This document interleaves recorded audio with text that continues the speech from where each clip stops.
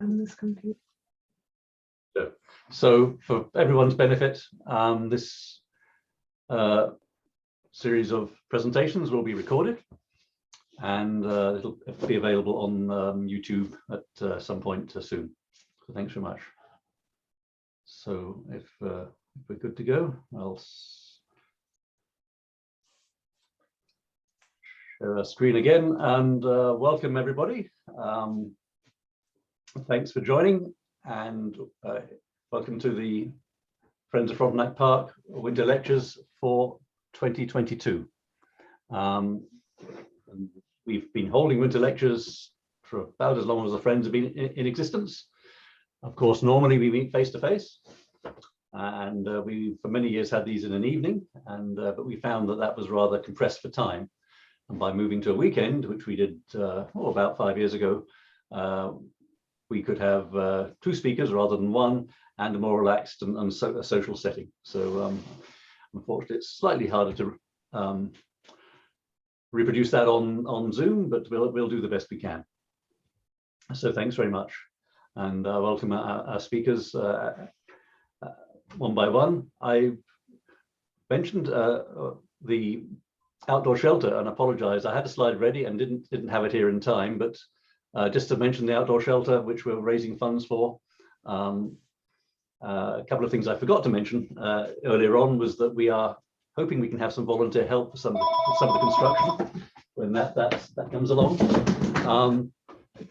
And then we also have plans for barn swallow nesting boxes, which we think the high school may be able to help us construct.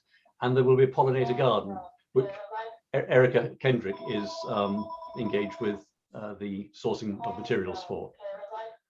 So thanks very much. Moving on to our first speaker, would like to welcome Judi Montgomery, who is very kindly offered to speak to us today. She's going to talk on the culture and traditions of Indigenous peoples of Eastern Ontario. Judi is Anishinaabe and French on her mother's side. She's been telling Indigenous stories, songs, and teaching some of the language in schools, prisons, and libraries for many years. She says she doesn't like the term knowledge keeper because she never keeps what she learns, but continues to pass teachings on to others. She's a wife, mother, and grandmother of 8, as well as a drummer and recently a writer. So welcome, Judi, and thanks very much for speaking. I guess you're showing slides, so we will switch the screen share over to you. Is that? Thank you. Yes, okay. I'll stop sharing. Thanks so much. Bonjour, Ani, Sego. Ikwe Manitoun Indigenous, Makwado Dem, Shabadabajawan Ninjaba. So as Simon says, oh, I like that. As Simon told you, I have an Anishinaabe background. And so the things that I talk about will be Anishinaabe. He did mention, Eastern Ontario, but Anishinaabe people were not the only ones in Eastern Ontario.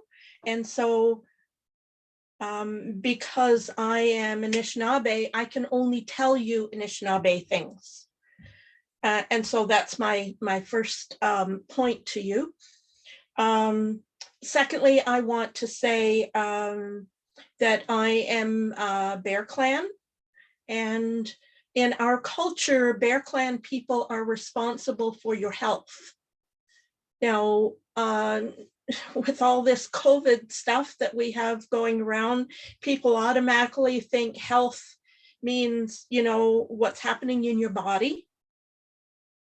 But especially when I go into the schools and I talk to the students, I need to remind them that health, when you're healthy, it's not just health in your body, but it's mental health, it's spiritual health, and it's also social health, how you get along with other people, as well as your physical health. So it's those four elements of health that Anishinaabe people, or that Bear Clan people are particularly interested in.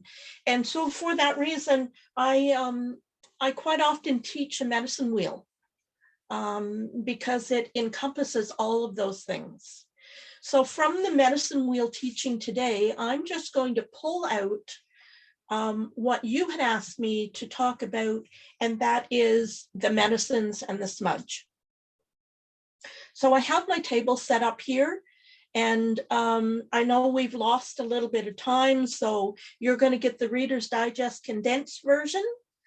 And if we have time, yeah, we yes, will answer some questions. Yeah. Yes, we Simon? do have time. It's okay. Okay. Flexible. Thanks. Very good. Okay, so when we talk about smudge, we have to talk about medicines. And to Indigenous people, just about everything you see is a medicine. I mean, the birch tree is a medicine for us. The grass is a medicine. The dandelions and the cattails, they're all medicine to us. But we have 4 main primary medicines that we use for our health. And those I have here on the table, if you can see them. I hope you can see them. So we're going to start with the very first one, which is tobacco. Tobacco's gotten a really bad rap because big companies have bought it all up and did all kinds of stuff to it and added things. If we had a preference, we would use this kind of tobacco. And I only say this kind, meaning this was grown in my yard. It was grown in my garden. There's nothing in it except the leaves that came off the plant. So, and as you can see, it's very dry. And so it burns really well in the smudge.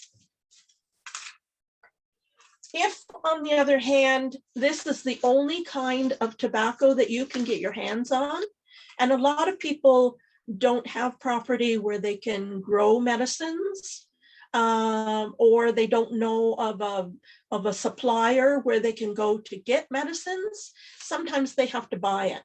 And sometimes people buy this kind of tobacco. Personally, I don't have a problem with this tobacco. I have spoken to elders who prefer not to use store-bought tobacco because it does have additives in it. What my elders have taught me is that it's not so much the tobacco, it's the attitude of the heart. So let me say that one more time. It's the attitude of the heart. I know there's a verse that says, man looks on the outward appearance, but God looks on the heart. And that's what we're talking about here. It's not so much that I smile and nod my head and agree with you. It's what I really feel on the inside. So when I'm using this tobacco, whether it be this kind of tobacco or this kind of tobacco, it's what's in my heart that I'm really saying. Am I really thankful? Am I really appreciative? Do I really respect the knowledge that you're sharing with me? All of those things are encompassed in this medicine. And tobacco we use primarily for those purposes. We use tobacco to say thank you. Thank you to the Creator for everything that we have here on this plane. Thank you to the elders who come and teach us. Thank you to the water, because we can't live without water. So when we go out to say thank you, when we pick, we go to the strawberry field and we pick strawberries, we'll put down a little bit of tobacco, just in an inconspicuous place, because from our hearts, we're saying we appreciate these things. We appreciate this knowledge. We appreciate this help that we've been given. And so that's why we use tobacco. And we call tobacco our number 1 medicine. On the other hand, Our next medicine we're going to talk about is cedar. Cedar grows plentiful around here. You may have some of it in your yard. Cedar we use for cleansing. When we put it in the smudge bowl, it snaps and crackles and makes a happy little sound. But cedar, we can put it in the smudge, which we do, but we can also make tea from it, so we can cleanse our insides.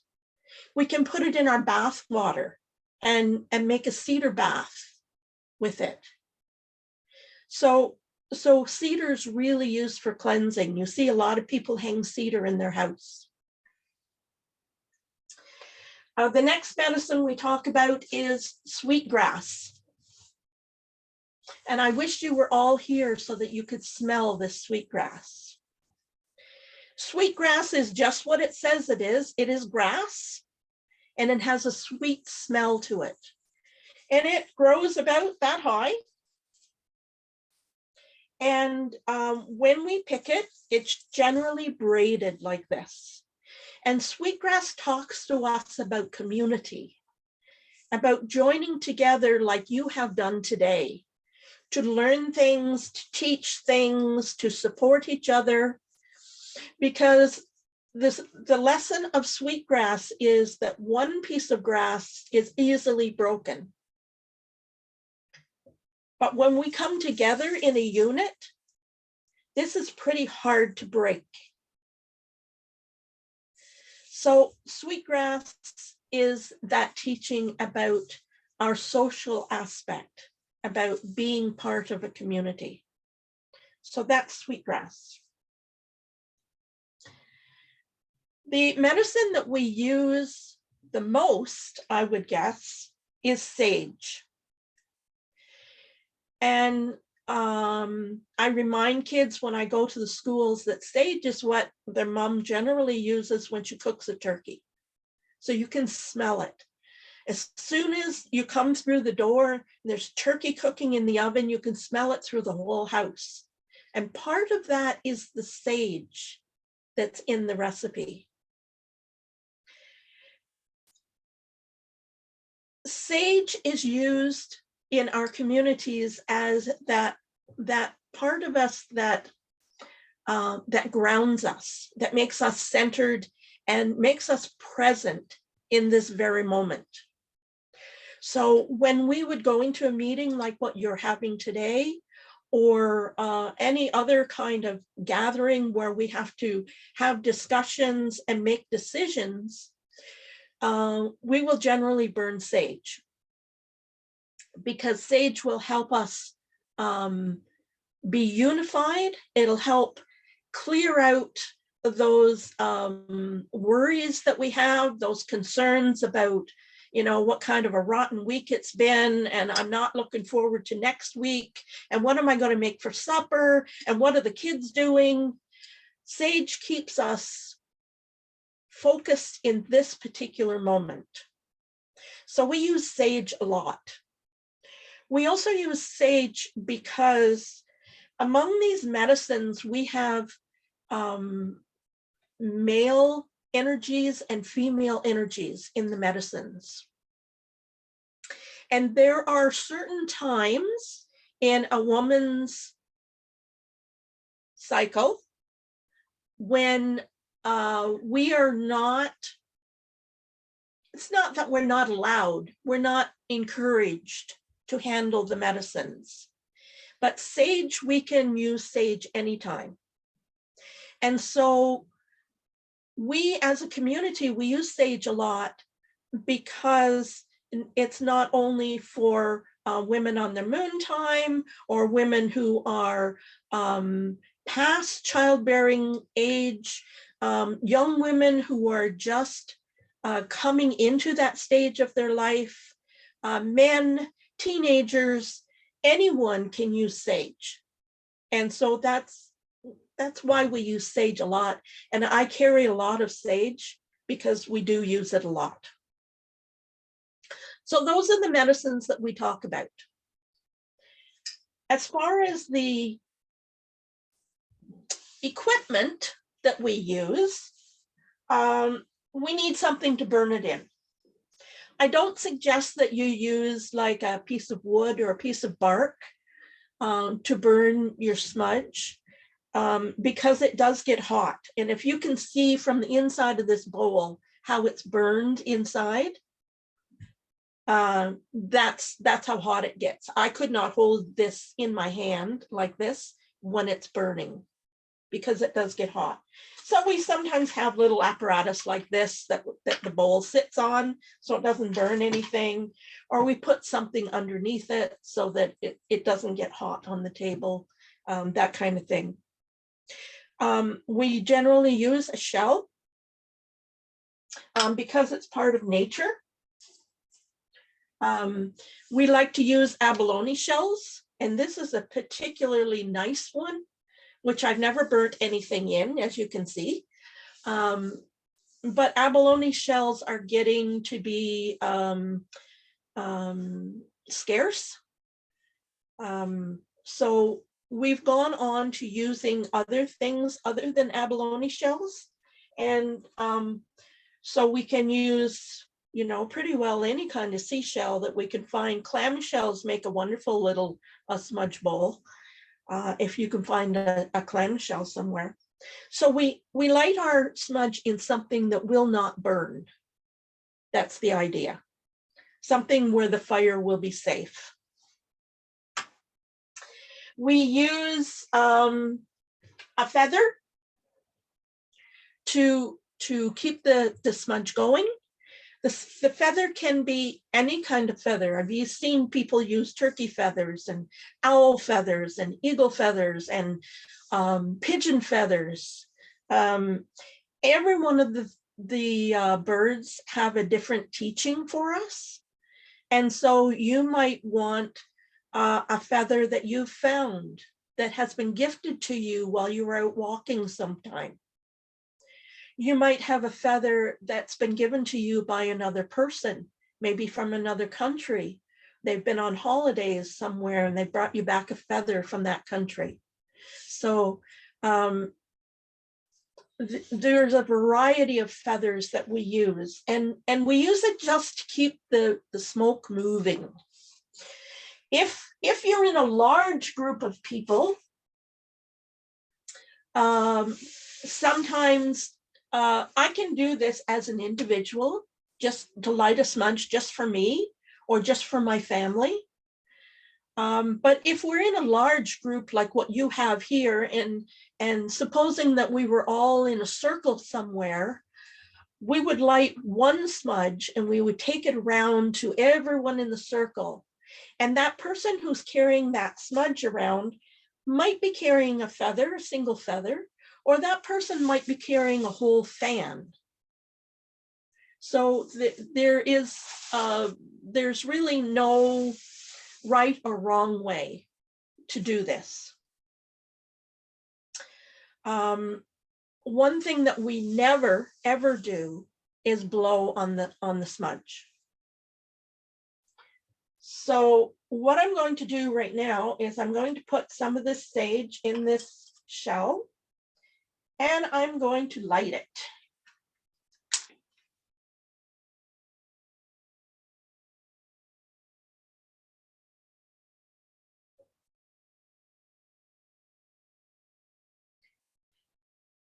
What we use for fire is another controversy that we have sometimes.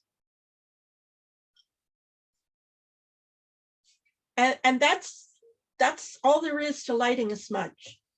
You let the fire make it burn a little bit, and then you pat it or put something over it so that the flames go out, but we never blow on it to make the flames stop. And that smoke that comes off of this medicine is what we use for smudge. And the feather is just so that we can move that smudge around to whoever needs it. Now, if I'm in my house like I am today, and I have this smudge burning, the first thing I would do is take off my glasses, because even though I need these for everyday use, they are part of who I am. So I put them through the smudge. I've seen some people take off their rings, their earrings, their jewelry, their watches, and other people do not. It's all in what you've been taught. And again, it goes back to the attitude of your heart. So this smudge that I have burning here, I will take this little bit of smoke, and first of all, I'll wash my hands in it.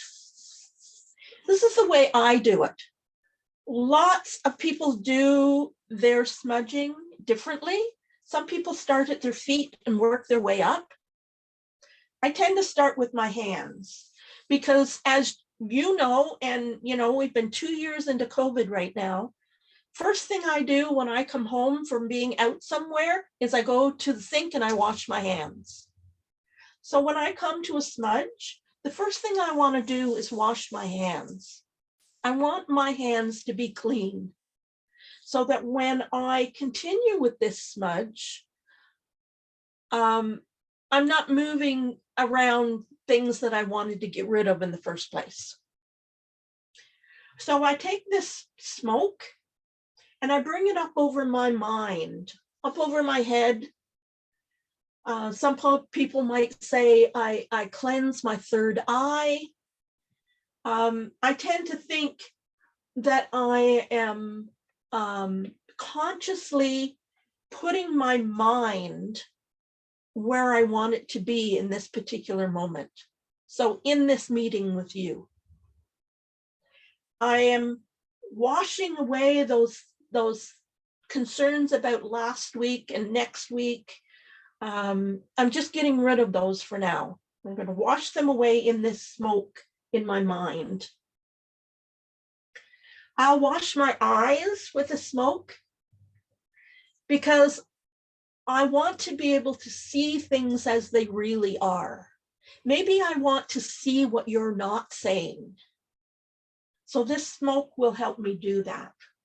I wash my ears in the smoke so that I can hear the good things that people say. We tend to gravitate towards those negative things, but this smudge teaches us to hear the good things and to pay attention, which is why we have 2 ears and only 1 mouth. And I'll bring that smudge to my mouth so that I can say what is right, that my words will be gentle and kind. And sometimes the smudge needs a little help. And so I might, take the fan and get it going again. I might have to put some more sage in this bowl. There we go. Oftentimes we run out or the fire goes out and we have to start it again. That's quite all right. So I was up as far as my mouth. Okay. So as a singer, and he did mention that we have a drum group. As singers, we smudge our throats because we put a lot of pressure on our vocal cords. So we smudge our throats. We smudge our hearts because we want our heart to be in the right place. We smudge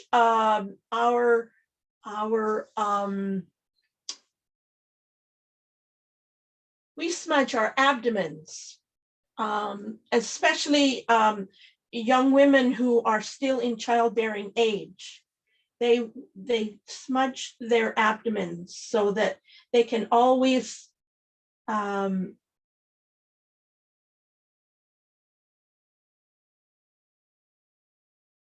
so that they are always conscious that they are young women, and they're important young women in our society.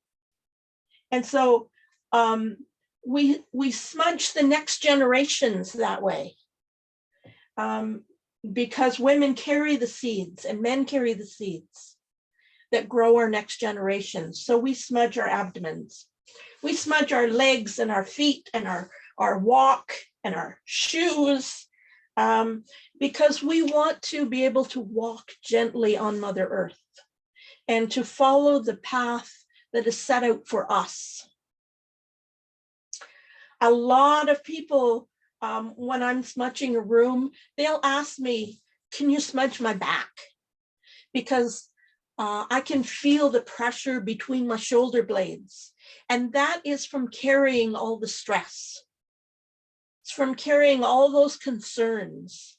Maybe, maybe you have a neighbor or a relative or a coworker that you feel is stabbing you in the back.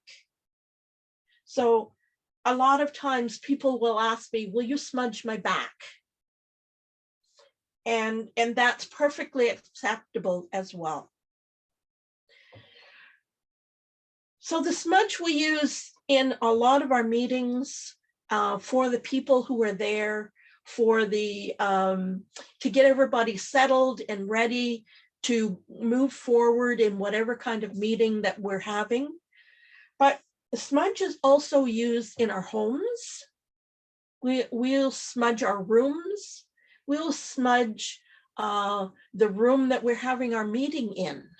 We'll smudge our houses. We might go outside and walk all the way around. We'll smudge the animals and the trees and the walkway. And I've been known to smudge my car because you never know when you go out in your car what's going to happen. I want my car to be a safe place for us to be. And so I will use that smudge. People often ask me, what do you do with it then when you're finished with it? When the fire goes out and the smoke stops rising, what do you do with what's left over in the bowl, those ashes? Personally, I find a place outside for them. I like to put the ashes under a tree or in a flower bed or along the wall where people are not apt to walk on it.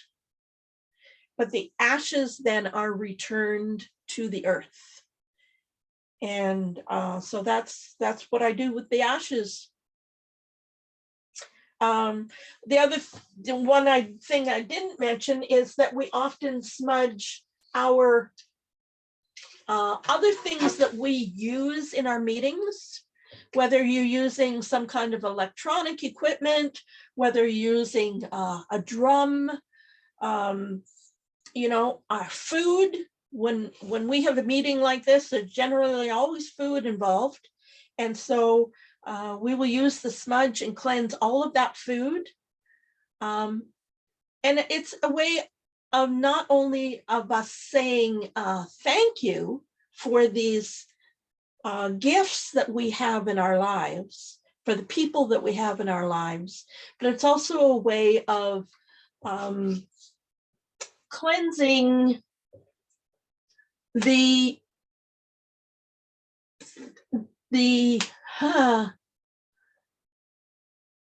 things that we handle every day. You know as well as I do that we put our attitudes in everything that we do. I might be, making a cake and really mad at my husband, and I'm putting all that anger right into that cake that I'm making. You don't want that. And so when we come together and we bring all of these things with us and we bring food that we're going to share with people, we pass those things through the smoke of the smudge so that we know that the things that we are partaking of, the things that we're handling have been blessed, have been cleansed, and now they're ready for anyone to use. People often ask me when I make a drum or I make a beaded earrings or something, have these been smudged? So they want to know that nothing of my attitude has stayed in these things that I'm giving away, that they've all been washed and cleansed, and now they're ready for somebody else to use. So, oh, the other thing I didn't mention is that sometimes sage comes in a little bundle like this. Personally, I don't like these little bundles because they're hard to light, for starters, because they're packed in so tightly, and they're also hard to put out when you're finished using them. And they're, you know, they get burnt on the end and they're dirty, and so I don't use them much. I like the loose sage. And often you will find Indigenous people have a little leather, it's usually a leather bag like this, and you'll wonder, you know, it's on their purse or it's hanging from their belt, and you wonder, you know, what do they keep in that little thing? Quite often it's medicines for their smudge, so that we are never without medicine. If we, you know, if we find an animal that's been hit by a car, we'll quite often stop on the side of the road and put down a little bit of medicine for that creature and say, you know, I'm sorry that this had to happen to you, but I respect the teachings that you have, and I'm sending you off in a good way. So we always need to have our medicines with us at all times. So you will often find people carrying a little leather bag like this. Leather because it's natural, it's not plastic. Yeah, I think those are the things that I got out to tell you about smudge, and how we do it, and why we do it, and what equipment we use to work with. So I think we have a few minutes for questions. If you have something that you're dying to ask and you never knew who you could ask it to, I might not have the answers, but I can maybe steer you in the right direction.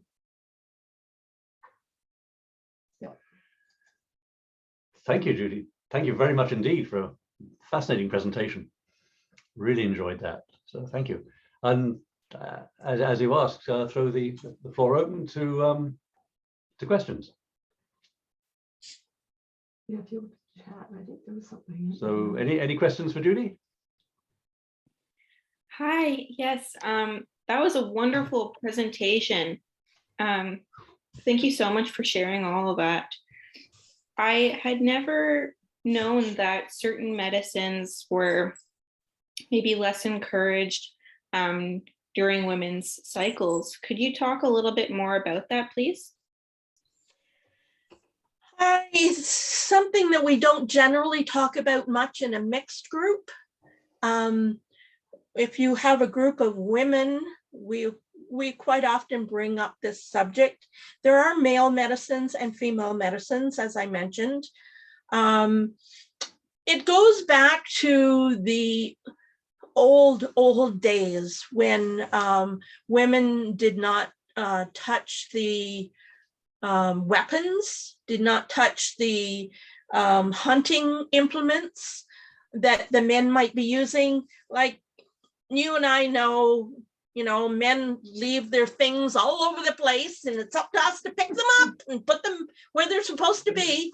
During that time in our cycle, we are so powerful as women that our power supersedes the energies that men have entrusted into their weapons and into their hunting gear. And that's basically it, that we are so powerful that we take away from what it is that they are trying to do. And so we are encouraged not to touch the medicines or the weapons, hunting bows and arrows, all of those things.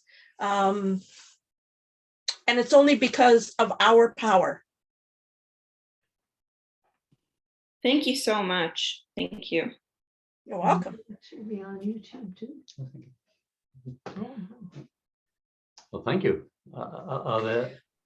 A lot of the teachings are really old teachings that go back many generations.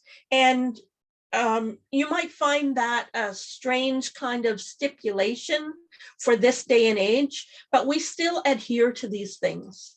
In the Indigenous communities, not a whole lot has changed. One of the things that I didn't mention is that when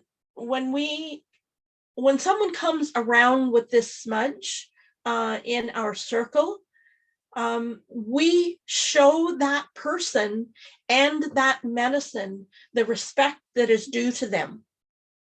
And so we generally always stand.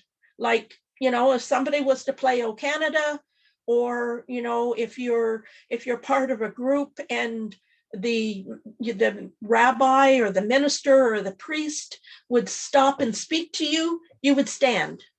You would show him that respect, or her that respect. And so in our circles, we tend to stand if we are able, and not everybody can. So if we are able, we tend to stand to be smudged. And for the very same reason, you probably can't see it, but I'm wearing a skirt. When I handle the medicines, I wear a skirt. It's for nothing more than it's my way of showing respect to the medicines, to the smudge, to my drum. It's a form of respect. And you know, the way we handle the medicines, whether we handle them or not handle them in certain times of our cycle, is entirely up to you and how you see yourself showing respect to those medicines. Then that's all there is to it. Respect is one of the 7 grandfather teachings, and it's one that we talk about a lot. You know, there are 7 grandfather teachings, and they're all equally important. But this is one that I gauge my life on, I think, more than anything else.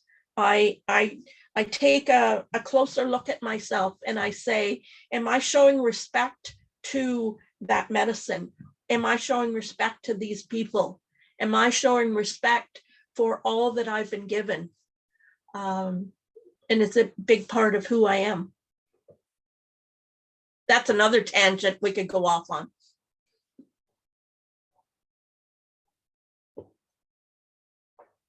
Anybody else? Yes, please. Well, oh, Catherine, yes. Yeah, how often do you know when you need to smudge? Some people, I know people who smudge every morning. I know people who smudge when, you know, it's like, how do I know that I'm hungry? I don't know. It's a feeling that you have. It's in the routine that you have, or the pattern that you have for your life. Sometimes it may be only if you're having a problem, if you have a question that you can't get it settled in your mind, you can't sleep at night, you know, you've had a really bad conversation with somebody on the phone and they've upset you. Sometimes that's when you need to light this smudge. Sometimes it's just good to go out on your back deck and look at the grass and look at the trees and feel the sun shining down on you and light that smudge to say, I've been given a lot. I've been blessed a lot. And this is my way of giving back. So there's no hard and fast rule for that. Just like there's no There's no rules saying you start at your feet and you work your way up with the smudge, or you have to do this within 5 minutes, or you can take 10 or 15 minutes to do your own smudge. It's entirely up to you. It's just like saying, are you hungry or not? Do you really need that smudge? Do you want that smudge? Thank you. That's this has all been very interesting and very helpful. Thank you so much. You're welcome. Thank you. Are there further questions? Perhaps I'll ask one. You're using abalone as as the bowl there. Is that? Yeah. I'm aware we're a long way from the ocean, and is that something was traditional? Was it a trade good, or was that something that's more recent? Thanks. As far as I've known, we've always used abalone shells. Right. And yes, you're right. We would trade for them. Mm-hmm. We would trade what we have here in this, maybe wild rice that we grow well here, or something else that I was surprised to find out that not everybody in Canada has cedar. They don't grow cedar everywhere. Mm-hmm. So maybe we have cedar, and in BC they have lots of evergreen trees, but yeah, maybe in another place in North America they don't have cedar. Mm-hmm. So we would trade them what they have for what we have. Right. And so a lot of the things that we had were gained by way of trading.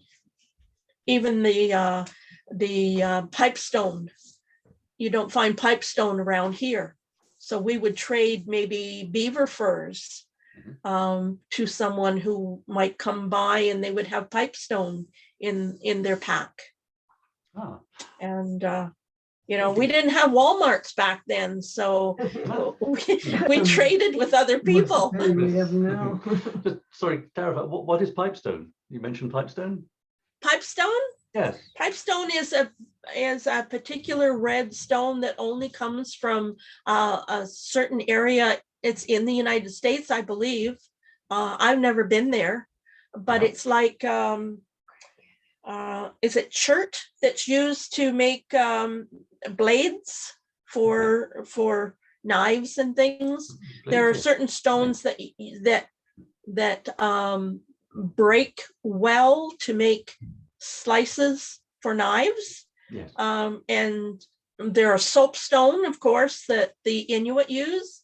And pipestone is another one that I don't know where it comes from, but I know it's very, it's not easy to get, and it's very valued by anyone who can put their hands on some. And it's made to, it's carved into pipes, which is why it's called pipestone. Ah, I see. Thank you. Mm-hmm. Thank you very much. Are there some more questions? Please feel free. Well, if not, I wanted to thank Judi very much indeed for a absolutely fascinating and presentation. That certainly I've learned an awful lot from what you've told us. I knew about the ceremony, but I didn't really know all of the background and all of the context to it. So thank you very much indeed. It's very kind of you to You're welcome. I'd like sometime to come back and tell you about the medicine wheel that I have here, and right. There's a whole lot of teaching in the medicine wheel, and the medicines are just one part of that. Yes. Oh, thank you. So we'll do that sometime. We do have a series of monthly lectures now through the year, so yes, you're very welcome to come back and participate in one of those as well. So thank you. Just wanted to mention as a gift of recognition to our speakers at the monthly lecture. Sorry, we have a bit of feedback. We do make a donation on their behalf to an organization, and for Judi, she has nominated the organization Walking the Path of Peace, which is associated with the Indigenous garden that's on Highway 15, just south of the 401. So we will be providing a check to them in support of their activities in that Indigenous garden. So thank you very much. Once again, thank you, Judi, for a most interesting presentation. And you're very welcome to stay for our further presentations too. So thank you. Thank you. I wanted to say thank you, Judi, for coming out. Sorry, I had some technical difficulties. I had a hard time getting back in. So thank you very much, and I'll watch your chat through once we save it up on our YouTube channel. I wanted to say miigwech. Pardon me? You're welcome. Miigwech. Miigwech means thank you. Oh, Thank you. thank you. Regrets. Yes. Regrets. So thanks so much again. Okay then. We'll move on to our second speaker. It's a bit of a change, but hoping that it's a subject that will help make us perhaps brighten up the bleak winter day. And our next speaker, I will go back to share. Thank you. And I need to go there. There. And there. And our next speaker is Maureen Sly, who I think is a, I will get there, yes. I'm having to move the screen around so I can actually see the text. Maureen is probably known to many people on the call. She's been associated with the Friends for, well, really since it began. She's going to be speaking on orchids of Frontenac Park and the Kingston region. She's an avid amateur naturalist and has built up a great knowledge of the biology of the Frontenac Park area and the area around it. Tells me she's been traveling across the province and further afield, researching rare plants as well. So thank you. So Maureen has been a member of the Friends since it began. One time we had a natural history group of Dora Hunter, I think is on the call, Tom Marsh and Maureen, who keen researchers for exploring the park and for finding new things. And Maureen discovered an orchid in the park that until that time was not known to exist in the area. And I think it's turned out to be one of the biggest concentrations of orchid in Eastern Ontario. And so her presentation today will cover that story and many others.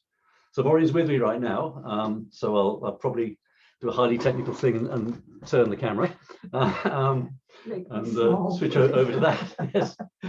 So I'm just going to check that she's in the view. I'll just stop sharing a minute. Not quite. There we go. There we go. So I can put a bit of light on the thing as well. But for the bulk of this, we'll be doing a screen share. So there we go. Okay then, well, thank you very much, Maureen, and we're ready to go. So I'll just again start sharing screen again, and but I'll leave you on the view and share, and I will go to Lightroom. Are we sharing yet? Oh, there's the unofficial view of Maureen. We were actually just looking at these before the lecture. Anyway, yes, that's the unofficial view. And I'm just going to go to the orchid show now. Sorry, yes, there we are. So, and let's try and find it. Okay, orchids presentation. And here we are, number 1, and we'll resume. Okay then. So hoping everybody is seeing a yellow lady slipper orchid, and I'll hand over to Maureen now. Thanks. Okay. First of all, I'd like to thank Simon for putting Tom Marsh's slides into the format you're now going to view. All the photos, with the exception of 2, were taken by Tom Marsh, and some of you will remember him. He died in 2004. I have always been interested in plants, natural history, especially plants. And I am a charter member of the Kingston Orchid Society. And I still have a few phalaenopsis that I take care of. But once I found my first wild orchid, I was hooked. And I wanted to find as many of the wild orchids that grow in Frontenac, Kingston region, which is west to Brighton, north to Smith Falls, and east to Brockville. And it was very fortunate for me to meet up with 2 like-minded people, Tom Marsh and Dora Hunter. And over the 7 years, we hiked, canoed, winter camped, frog monitoring at night in Frontenac Park, hiked into the winter melt ponds in early spring to monitor the spotted and the blue spotted salamanders. We did the frog monitoring and salamander research midweek at night. And many times we were in the park well after midnight. And Dora and I were working at the time. Tom took photos of everything. And the orchid photos we will see today, he took with the exception of 2. So this is the yellow lady slipper. This was the first, not this particular plant, but the first orchid I ever saw was the yellow lady slipper, and that was up around Mountain Grove. I was with a friend, we're driving along a trail, and when I saw that, I yelled, "Stop that truck!" So, I mean, they're so exotic looking and growing in the forest. So this was taken actually in Frontenac Park. Go to the next one. And this one, I remember specifically, this was taken early in the morning because we used to start hiking. Well, they used to pick me up between 7 and 7:30, or I would pick them up. So we'd be up at the park, you know, not long afterwards. This is at the north end of the park, and it's in the forest, in the woods. And the sun is just at the right angle. It's just shining through the back of the plant, and it gives that beautiful coloration to it. Do the next one. And this was taken also in Frontenac Park. All the yellow ones were in Frontenac Park. The yellow orchid, it's Cypripedium parviflorum, variation pubescens. And it grows in the woods. It likes some shade and some moisture. It grows in low-lying wooded areas. It's not like some of the ones we'll see later on. You can go again. Now, this wasn't taken in Frontenac Park, but taken in another place where I like to hike. It's also a yellow lady slipper, but it's very tiny. I should have had something to sort of show you how small those flowers are. This is Cypripedium parviflorum, but variety Macassin. And it grows in clumps, and it's very low to the ground. The flowers are very tiny, and they've got a beautiful perfume to them. So this is not from Frontenac Park, but definitely within the Kingston region. Go to the next one. And it's another picture of it, just slightly different, showing, you know, what it's like. You can see it is shorter. The next one too, we don't have to stay on too long. There's a close-up, which is really, really pretty. I really like it. The smell is amazing, but you have to get down on your hands and knees because it's so short and it grows. We found it growing in ditches that were sort of semi-moist, so it does like that kind of territory. That's the same one. So apologies when I admit somebody, the screen goes. Oh yeah, all right, yeah, okay. Yeah. And this is also Cypripedium acali, and this is from the park, and it grows in, gosh, sort of, it likes it dry upland, mainly around the shield. I don't know, most people would probably know where Rock Dunder is. If you ever wanted to see a display, you know, it doesn't happen every year, but I happened to be there one year with my sister, and there were thousands of acalis blooming. It was amazing. My sister kept taking the pictures, and I said, well, they're all the same when you have to take so many for, but they're absolutely beautiful. You can go to the next. This is a close-up of the flower, but and it is a lady slipper. You know, the slipper is slightly different than the yellow lady slipper. This is albiform, and it's not a true albino because the leaves aren't white, but it's just missing the pigment, which makes it pink. And we only ever found this 1 year. We checked every year afterwards, but we never ever saw it again for some reason. Probably most of you will know where these are from. This is from Purdon, and it's the queen orchid, or Cypripedium regini, and it's our biggest lady slipper and very prolific up at Purdon. I actually, being a member of the Kingston Orchid Society, we used to travel around and put on displays of orchids, and now they weren't wild orchids, they were all the, you know, the kind you buy in the store.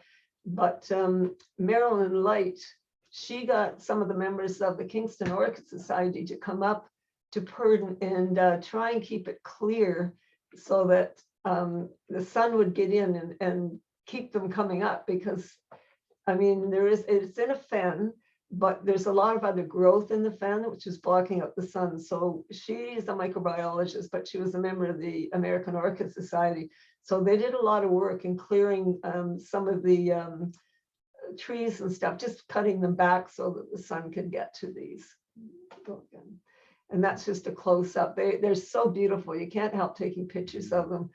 And it is the largest. And they also grow, well, gosh, up where my sister lives in Gray County, they're growing along the side in the ditches along the sides of the road.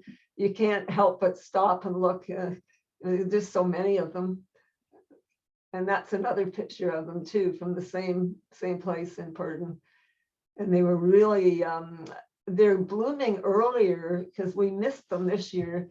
Used to be, as the Mississippi Valley looks after that particular site, and it used to be Father's Day weekend was the time to go, but I went Father's Day weekend and they were finished.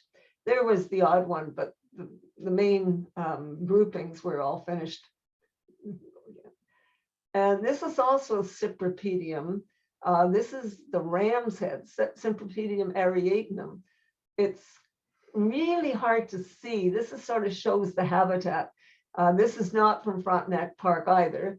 It's from a wooded area that's just west of here. But when you first go into the woods, and it's right in the woods, you can't see anything. And then your eyes become adjusted and you pick out these little things. And I mean, it's so tiny in comparison to others. It's called the ram's head because the flower is supposed to resemble a ram's head, but I don't really see it myself. But anyway, and there's a close-up of it. It's a very, you couldn't miss it. I mean, it's a very unique flower. I have seen it growing up in Bruce Gray County again, growing with gay wings. If anybody knows what gay wings are, it was growing with them, and they sort of seem to bloom at the same time. But I mean, I see gay wings in Frontenac Park, but never the ram's head. I'm always looking though. Next one, yeah. And there's another picture of the areadium. And you can keep going. It grows in among the cedars. There's a really close up. Tom was really great with the camera, and he didn't use a camera with a light meter, so I got to hold the light meter. And you know, I had the light meter and he'd say closer or farther away.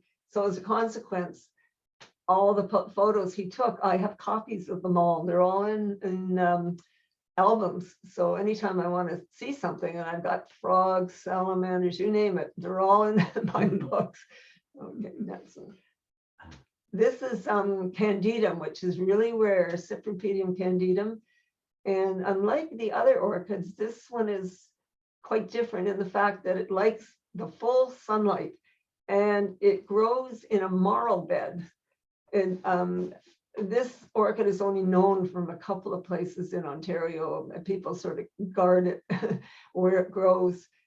This grows on some property that's owned by Ontario Nature, and it grows on little hummocks, but the little raised hummocks are in a marl bed, which is kind of limey soil, and you sink down into it. It's almost like quicksand. We'll see a few more later on. This is the area. Whoops. Yeah, there. This is the same orchid in the same location. You just can't help but take pictures of them. And if you look inside the slipper, there's little, well, you can see some of them on the left one. There's little purple lines, which some people say shows the bee where to go when it gets into the slipper, how to get the, you know, the pollen. You know, again. Oh, you did get them in the right order. You did, great. I didn't realize you had. Sometimes, yes. This is the same one again. And you can see, actually, you can see the purple even inside the little slipper on the one on the right and on the left. Do you want me to enlarge it? Or, Yeah, just for fun to see. okay. I've never seen it enlarged. And then I'll do it here. Oh, Well, Okay. that's enlarged. That's enlarged, yeah. Yeah, yes. Oh, there's the Yeah, purple. yeah. Yeah, that's pretty cool. So that's Mhm. supposed to guide the insect to where the pollen Yeah. is. Mhm. So we better go back to the Okay. normal. There we go. Yes. Okay. Okay. and next Yeah. one. Yeah. This is a Plectum hyemale, and it grows in Frontenac Park, and it grows throughout the park. I have found it in many, many different locations. If you look at any orchid books, it likes the upland deciduous woods. I've only seen it once. It was found by Faye Dennis when it was by some pine trees, which is really unusual. And it's got it's quite different in the fact that it puts up a leaf in the fall when the leaves are off the trees, and late, October, November, this orchid puts up a leaf, and it overwinters, which is very, very rare. And I think there's some pictures later on that shows it. You can just go back to the ordinary Yeah. because it's kind of foggy looking Yeah. there. There's some close-ups of the flowers, so we'll go Right, to the yeah. next one. Oh. So this is the leaf when it first comes up. So it's vertical, and it's quite a different kind of leaf in that it's pleated, and it makes it look like it's green and white striped. So like I said, it grows in a lot of places in the park.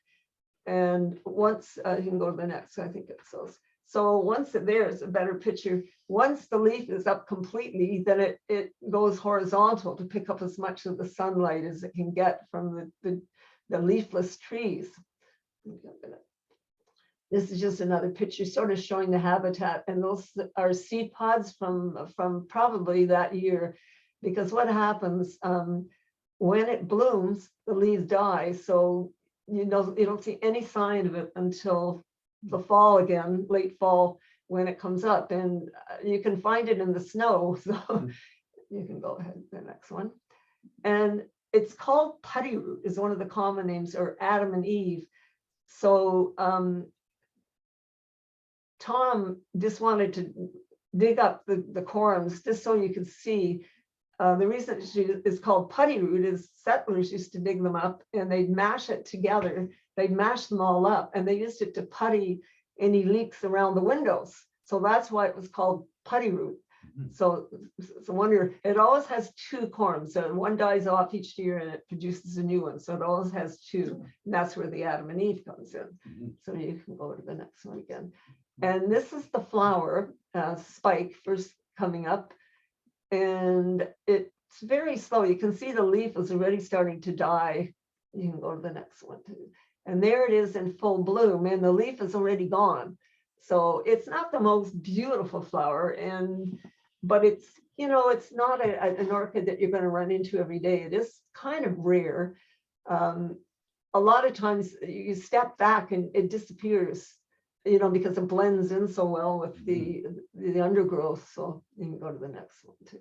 And that's a better close-up of it.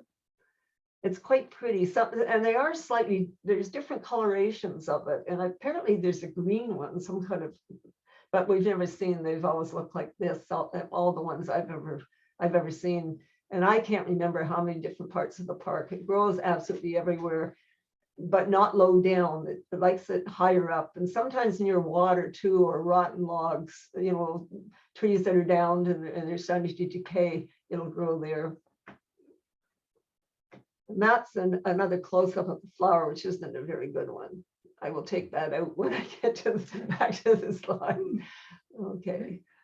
And that shows you a close-up. You can see the coloration is kind of different in that flower than it was in the ones, they were more yellow.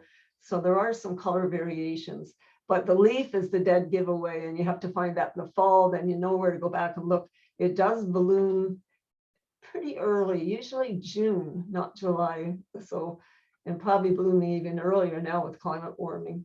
Okay, you can go to the next one. This is Goodira pubescens. This is another orchid that is in quite a few places in the park. The common name for it is rattlesnake plantain, and I think that's because of the actual rosette of flowers. It's like a plantain, and the rattlesnake comes from the actual leaf. Now there's quite a few varieties of Goodyear, but the only one we get is this one here, the pubescens. I've seen repents and I've seen oblongifolia, but they just don't grow here. It's just this particular one. They are evergreen, and if you find a colony, you'll find them there all year round. They'll be under the leaves and stuff for protection, you know, when the leaves come off the trees. But it's really pretty. The next one. And this is another picture of it. There used to be quite a colony where Archon meets the Trail of the Little Salmon, but it has diminished quite a bit, that colony. It seems to be happening everywhere. I'll let you go to the next one. That's a close-up of the leaves. They are very, very pretty. And I mean, a lot of people might want it just for the leaf alone. And the next one will be the flower again. That's a close-up of the flower. So it is really pretty. So that's Goodyear pubescens, or rattlesnake plantain. It's named after Goodyear. It's named after the person that first discovered it. You can go to the next one. Now, this one is a Platanthera dilatata. And sometimes you'll see it at Purdon, the odd time there's a flower there. It's got the most wonderful perfume. It's the tall white bog orchid, and it smells like cloves. Now, orchids do hybridize because people hybridize, you know, the ones that are grown in greenhouses all the time. And you can go to the next one. This is Hyperborea, Platanthera hyperborea, and the two orchids were called the two sisters because they were so much alike, except this one, the flowers are kind of greenish. And there's a third one. You can go to the next one. This is Platanthera huronensis. Now, initially, they thought it was a cross between the Hyperborea and the dilatata because the flowers are kind of between white and green, and they did have a slight perfume, but no, it's been made a separate species. Whoever the botanists got together and figured out it's not a combination of the two. It's actually a separate species. So that's Platanthera huronensis. I think it was found on the shores of Lake Huron, obviously to be called huronensis. And the next one. This is one of my favorite orchids, Platanthera psychodes. It is absolutely beautiful, and I haven't seen one for a long time. This is in Frontenac Park, and you could show the next one, which is, there is a close-up of the flowers. One of the common names is butterfly orchid. It grows, when we first saw it, it was growing in sort of wet areas, and there was a stream that came down into a valley out of a pond. And it was growing, or it was sort of wet, and it grew along the sides of the stream. And this one, it was so big, we thought it was a grandiflora because there's another one that's bigger, but no, this one, the leaves were so big, they were like a corn stalk. It was the most amazing orchid. And we had, I had a friend from Alberta with me at the time, and he found quite a few. He is president of the Alberta Orchid Society. He's a professor at the University of Alberta, and he grows orchids, but he's crazy because they don't get this one out west. So we've got some that they don't get and vice versa. But this picture is just beautiful. Tom took it too. Next one. This is Cernua, one of the Spiranthes. This is there's quite a few different Spiranthes, and there's a little story about the Cernua. They decided, and Dr. Paul Catling was one of the ones involved in this and splitting it into two different kinds of Spiranthes. And this one, the Cernua, is very, very white. And they decided that there was another one that looks very much like this, but it grows in dry areas. And they named it after Frederick Case, and they called it Casei, Spiranthes casei. And he has written a really good orchid book called Orchids of the Western Great Lakes region. So this is Cernua, and I have found it many times growing along the shores of Big Salmon Lake. And the KCI, you can go to the next one. I think the next one will be KCI. No, that's close up. You can go to the next one. That's just a close up of the flowers. The other one grows sort of in drier areas. I've seen it growing, believe it or not, up where my sister lives, in gravel along the side of the road. And so, but I think that one has been split up again, because Todd Norris sent me something that's got a completely different name. And I can't even remember what it is because I lost the actual thing he sent me. You can go ahead again. There's a close up of the flowers of the KCI. They're really, really hard to identify. There's only one that you always know the name of because it has a green throat. All the others have a yellow throat, and they bloom at different times of the year. You can go ahead. They're not particularly pretty. This is the one that you always know what it is. This is Sperantes lacera, and it has a green throat, and it really twists around. The common name is lady's tresses. It's supposed to kind of look like braids that someone would be wearing, but I don't see it. But this one blooms first. You always see this one first, and it's early July. They bloom right into quite late in the season. I just found, actually, my friend Ben came out from Alberta, and we went orchidizing, and we found Case's orchid. And this was in, oh gosh, October. So it was late, but we did find quite a few growing on the shield because, like I said, Case's likes that, the shield sort of high, dry. I've seen them growing right on the shield, right beside the rock and everything. And like I said, where my sister lives, she lives on the escarpment in Grey County, and they are growing out of the gravel. I couldn't believe it at the side of the road. So we go on to the next. And that's a close-up of the lacera. You can see the green throat. If you look at them with a magnifying glass, it's the white is like crystalline. It's like little shiny little, they're just so pretty if you look at them under the microscope. Okay, we can go ahead. There, that's the same one again. This shows the habitat, and you probably won't notice, but down in the right-hand corner there's another orchid, and I didn't notice it until we had the picture developed. It's the green malaxis. Yeah, okay. It's right there. I have more pictures of them. You'll see later on, but I mean it's quite amazing that yeah. So that's Malaxis unifolia because it just has the one leaf. This one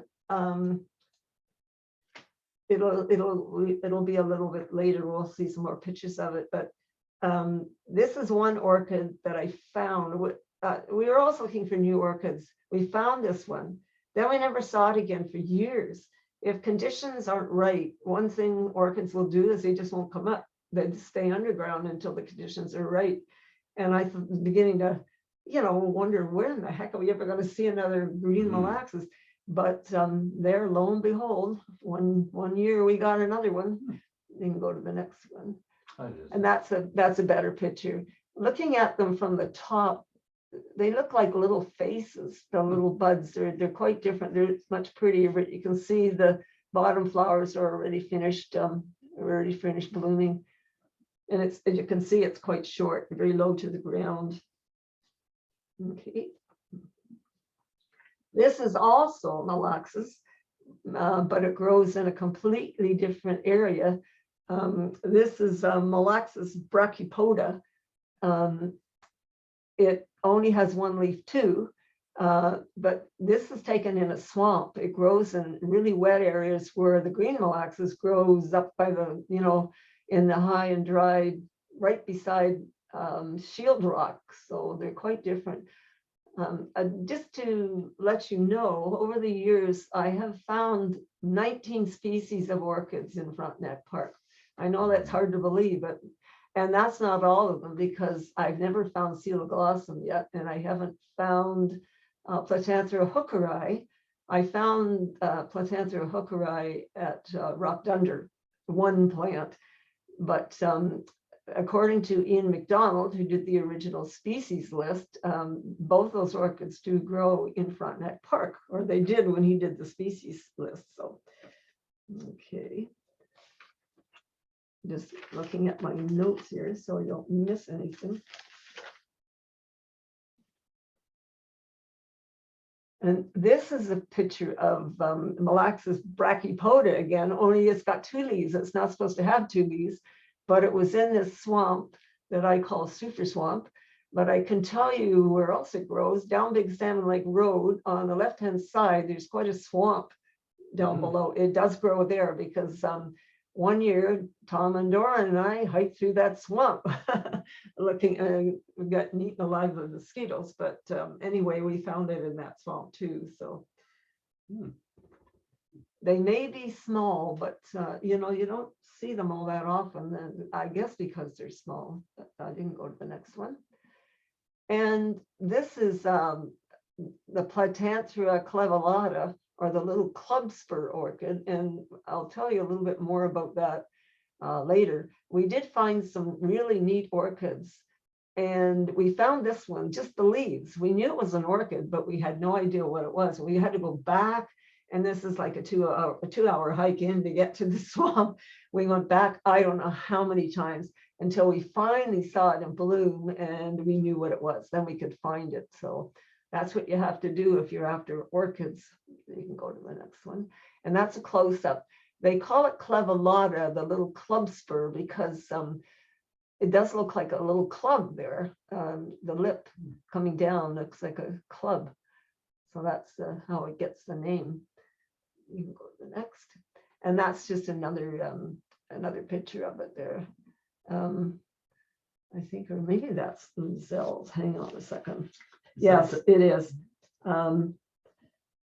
It's Luzell's Twayblade. We're in this what I call super swamp. It's Leporus luzellii is the Latin name, or just Luzell's Twayblade. It's quite common. And there you can see that it had been growing there other years because there's the seed pods. And you can go to the next one. And that's just a close-up of it again. There's actually in this swamp, and you'll hear the story in a few minutes, there's 2 Twayblades. And this one is more common. The other one is the one that I discovered that had never been seen from, because this is southern species. So you can go to the next picture. This is just to show you, it's the same orchid again. It's Luzell's Twayblade, and it just shows you what the habitat and what it was like, what it's growing in. It's growing on moss, and you can see the seed pods on that too. So you can go to the next one. Now this is the big one. This is the one that caused a big commotion. We were hiking that day. We set out hiking, and Tom said, "Let's try and find a new orchid." So we went by the swamp, which we've gone by a million times. It was an amazing swamp. It had trees growing in it. We saw scarlet tanagers up in one of them. They had a nest up near the top. There were trees on the hummocks. There were hummocks, so that, you know, the trees weren't right in the water, but there was water everywhere. There was rotting logs. There was ferns that were so high that once you got into the middle of the swamp, you actually got lost. I mean, it was really big. And I'm walking along, and Tom was behind me, and I looked and I saw this orchid, and I thought, holy mackerel, I know that orchid. I knew it from a book. I never bothered reading about it because I knew it wouldn't grow here. It's a southern species. So, and I was saying to Tom, it's an orchid. No, that's not an orchid. That must be a Luzell's Twayblade. No, it's not. It's Liliofolia, Leporus liliofolia. I've seen it in the book. I had a hard time trying to talk him into what it really was. So it was one of the most exciting days of my life finding this orchid, because it wasn't supposed to grow there. So Tom took some pictures of it. When he had them developed, he sent it to the NHIC in Peterborough, the Natural History Information Center. And of course, they were really excited. we had told Karina Badar, who was in charge of that area, you know, the parks in that area, our area at the time. And she showed it, she told someone we had found it, and they said, oh, it couldn't be that. It doesn't grow here. And she said, well, if they said it's what it is, it's got to be right, because they know they're orchids. So this was so exciting. You can go to the next one. We took quite a few pictures of it. And the day we actually took it, it was a terrible day, and it started to pour rain. And Tom was trying to take a picture of it underneath his coat and jacket. And so, but he did get a good enough one to send. And then we just took all kinds of photographs of it. So it's quite a bit like, when it's not in bloom, it's quite a bit like the Lazelle's toy blade. But the only thing is, the pedicels, which hold the actual flower, they're a lot longer. You can see, and the thing that shocked me is they've been blooming for quite a few years. That's the pedicel there where the actual seed capsule has fallen off of it. So in Lazelle's toy blade, it's a lot shorter than that. It's about half that length, because the leaves are very similar. This one, the leaves are a little bit wider than the Lazelle's toy blade, but you know, and that's the habitat. It's growing on moss, and believe it or not, some of them are growing in water. This swamp was amazing in that it never got overflowing with water, because at the one end of the swamp was a hole in the wall. It was quite high, and there was a hole in the wall, and if there was any overflow, it went into that hole and came out in a lake. So it kept it at a constant sort of, I mean, in the spring, it got a bit with all the ice and snow melting, but these were growing in water. You can go to the next one again. We took quite a few. You can see the habitat there. Oh, there's the pedestal. You can see how long it is there with the seed pod, and the leaves are wider than Lazelle's. But I was so excited that day to find that, because I knew it's not supposed to grow here. And I think it grows in southwestern Ontario somewhere, but not nowhere else. You can go to the next one. And there's a close-up of the flower. The lip is kind of purpley, but you know, it's like all the orchids. You step back a few feet and it just disappears into the background. They're really, really hard to see. But what happened with this one, we had David White come in. He's a botanist in Lanark County. The Friends hired him to come in, and we did a site assessment of the swamp. And Tom and Dora and I helped him do it. We spread out. We were like sort of, I don't know, so many feet apart. And we just went back and forth across the swamp until we covered it all. We only counted blooming plants because of Lazelle's. And David wanted to make sure he didn't make a mistake. And we counted over 300 blooming plants. A big, the biggest colony ever known. Okay, you can go to the next. And there it is. It's growing in the water here. You can't really see the water, but not only did we find it in this swamp, but there was a stream coming down from another swamp above this, and it was growing up there too. So I've checked so many places to see if I could find it, but it disappeared, and I don't want to tell you what happened to it because it breaks my heart every time I think of it, but I will tell you. The beaver saw the hole and put a dam there, and right in front of the overflow, and blocked it all up. Wow. And I mean, it's just what happens. You can't do anything about it. And Bert actually put a rake up there because he thought we could keep it, because it was a very short dam. It was only about 2 feet. Well, then the beaver, after we'd taken it down a few times, they got really wise, and they built this great big dam right across the whole end of it. And the swamp, it died. Everything died in it because it was completely flooded. And then a few years later, I don't know what happened, but it came back. And I thought, oh, great. We found everything in it that we'd seen before. And there were 5 species of orchids in that swamp, believe it or not. And including the yellow lady slipper, which I count as the 5th one. But there was the 2 tway blades. There was the Malaxis brachypoda and the clevolata. And, you know, they all died. And so we found, when it came back for the second time, we found everything except Liliofolia. And in the meantime, I had gotten to know Dr. Paul Catling, who was at the experimental farm at the time. He's since retired. He is amazing. His resume is as long as your arm. He's an expert in everything. And I actually got to meet him because I did bring him to the park, which we'll talk about in a little bit later. But he keeps insisting that it'll probably come back. There's got to be seeds around somewhere.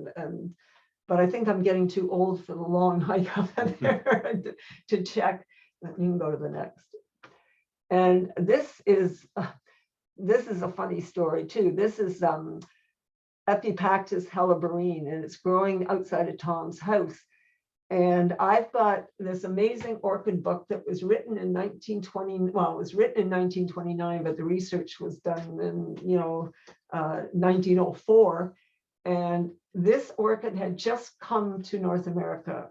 It's from Eurasia, and its Morrison names are wild orchids. This is book, and it's the most incredible book ever written about orchids, even though it's old. It had just arrived, and he's sort of pondering to himself, I wonder what this orchid is going to be like in a few more years. If he only knew it grows everywhere. In fact, people call it the weed orchid. But, if it was rare, it would be highly sought after, because, I mean, the flowers are pretty. I think there's another picture of it. Yeah. Look at the close-up of the flower. I mean, it's prettier than the one you're going to see in a few minutes. It's just positively ugly. But because it's so common, nobody thinks anything much of it. Okay, you can go to the next. Okay, here's the one that's ugly. We were hiking, and there's a great big shield rock, and it's right on the trail. And if you go around the other side of the rock, it sort of goes downhill. There's maidenhair spleenwort, one of the ferns I really, really love. And I was checking it, and I walked along, past, there's a lot of beech trees there. I walked along and I saw this thing, and I said to Tom, that's an orchid. I knew it was a coral root. They don't produce chlorophyll. It's Corallariza odontoriza, which is the autumn coral root, but I didn't know at the time. I knew it was a coral root, but I wasn't sure. There's quite a few of them. And I let Dr. Paul Catling know I had found it. Oh, he was really excited because it's only ever been found in the Trenton area in 1977. And he wanted to come and see it. And we missed a year. He was sick the one time, and I had to be really careful because this blooms quite late. Tom and I found it in September. And every year I did the challenge or the trek, I always check. I never ever saw it again, just that one time, until a few years ago I found it. And that's when I let Paul Catling know. Well, he knew I found it, but I'd never seen it the second time to get him in. So I went up and we found quite a few. I took him and his wife Brenda on a blistering hot day. It must have been about 40. And I was so afraid they might not be there because they don't last very long. This particular colony, it's the ugliest little thing because the flowers don't open. It has what they call cleistogamous flowers. So obviously it self-pollinates because there's nothing for any insect to come and pollinate. And some colonies are like that. Sometimes there's one or two plants in the colony where they'll actually bloom. It's a tiny little flower, purple and white. But this happened to be cleistogamous flowers. But I knew it was a coral root. Again, I had a fight with Tom because he said, no, it isn't. It's beech drops. I said, that's not beech drops. So I had to take him home, show him the picture in the book, and then we got really excited. So, but we never, all the times with Tom, we never ever found it again. You can go to the next one. And there it is, a close-up. And you can see the little things at the end of the seed capsules. One thing about orchids, every seed capsule, whether it's big or small, ascending or descending or at right angles, they're all like barrel staves. They're like little barrels, and the little staves open and the seeds are expelled that way. So I knew, there was no doubt in my mind that it was an orchid. So anyway, so when I had Brenda and Paul up and we're sitting having lunch, I said to him, Yeah, it's only been found in one other place in Ontario, in Trenton, 1977. And he had, all of a sudden he had this shy smile on his face. And I said, "You found it, didn't you?" He said, "Yes, I did." So I don't know whether it's very rare, but I don't know whether it's very rare because it's so tiny. You might never find it in other vegetation. I just don't know, but it's only been found twice. No one else has ever seen it. And the coral root is quite a big family. I have seen a lot of the others like striata and some of the others up on the Bruce Peninsula, but I was so excited to find this one too. You can go to the next one. This is Galliaris spectabilis, or the showy orchis. And poor Ben, we hiked into the place where I've always found it. And guess what? We couldn't find a single flower. And he's sort of giving me a look like, "Are you sure that they used to be here?" And I hike sometimes with Karen Stinson, and she lost her lens. We were looking at them through her lenses, and she lost her lens. Well, guess who found it? Ben. So I said, that proves that we were here. It grows in Frontenac Park and in quite a few different areas of the park. But it seems to be getting, I mean, where this one is, there used to be a lot of them, like a real colony. And again, some years it's in a valley, it's quite low down, and it can get quite wet. So I don't know whether there was too much rain, but I found one plant with one leaf, and that was all. And other years I've seen like, 20 or 30 of them growing together. This is the only picture I have of the Galliaris spectabilis. Showy orchis is the common name. So we can go to the next. Now this orchid, we're coming to a really interesting story. This is rose begonia, or Begonia ophioglossides. It's one of the most beautiful little orchids. I just love it. And it grows in a swamp. It also grows along wet. I've seen it growing along Big Salmon Lake, which is really on the south shore. You can go to the next one because you have a few pictures. There's a close-up of the flower. It's just the most beautiful thing. Now, I had found this one years ago. I used to hike with a friend, Diane Lawford, and we were at the lake where this grows, one of the places it grows. And we saw these pink flowers, and we raced over, and that was a new orchid to me. I was really excited to find them, and that was years ago. And then rediscovered it again with Tom and Dora. You can go to the next one. And that's just another picture of it, another close-up, and you can go again. Okay, this is the grass pink, and this swamp that these orchids are growing in, and also a rose begonia grows in there too. This is Calopogon tuberosus is the Latin name. It's called grass pink because the leaves are kind of grass-like. The place where these grow, you can see the habitat. It's kind of mosses and small ferns, nothing big to sort of block out the orchids.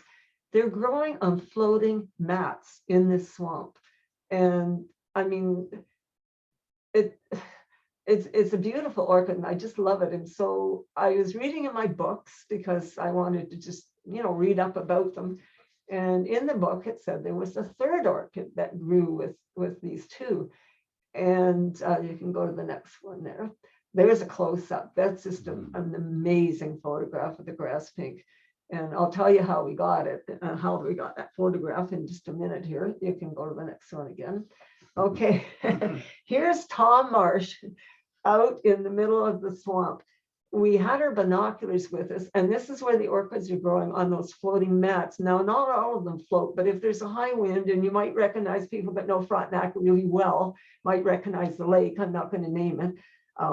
But anyway, we had our binoculars with us, and we could see the pink orchids, but we couldn't tell for sure whether the third one was there.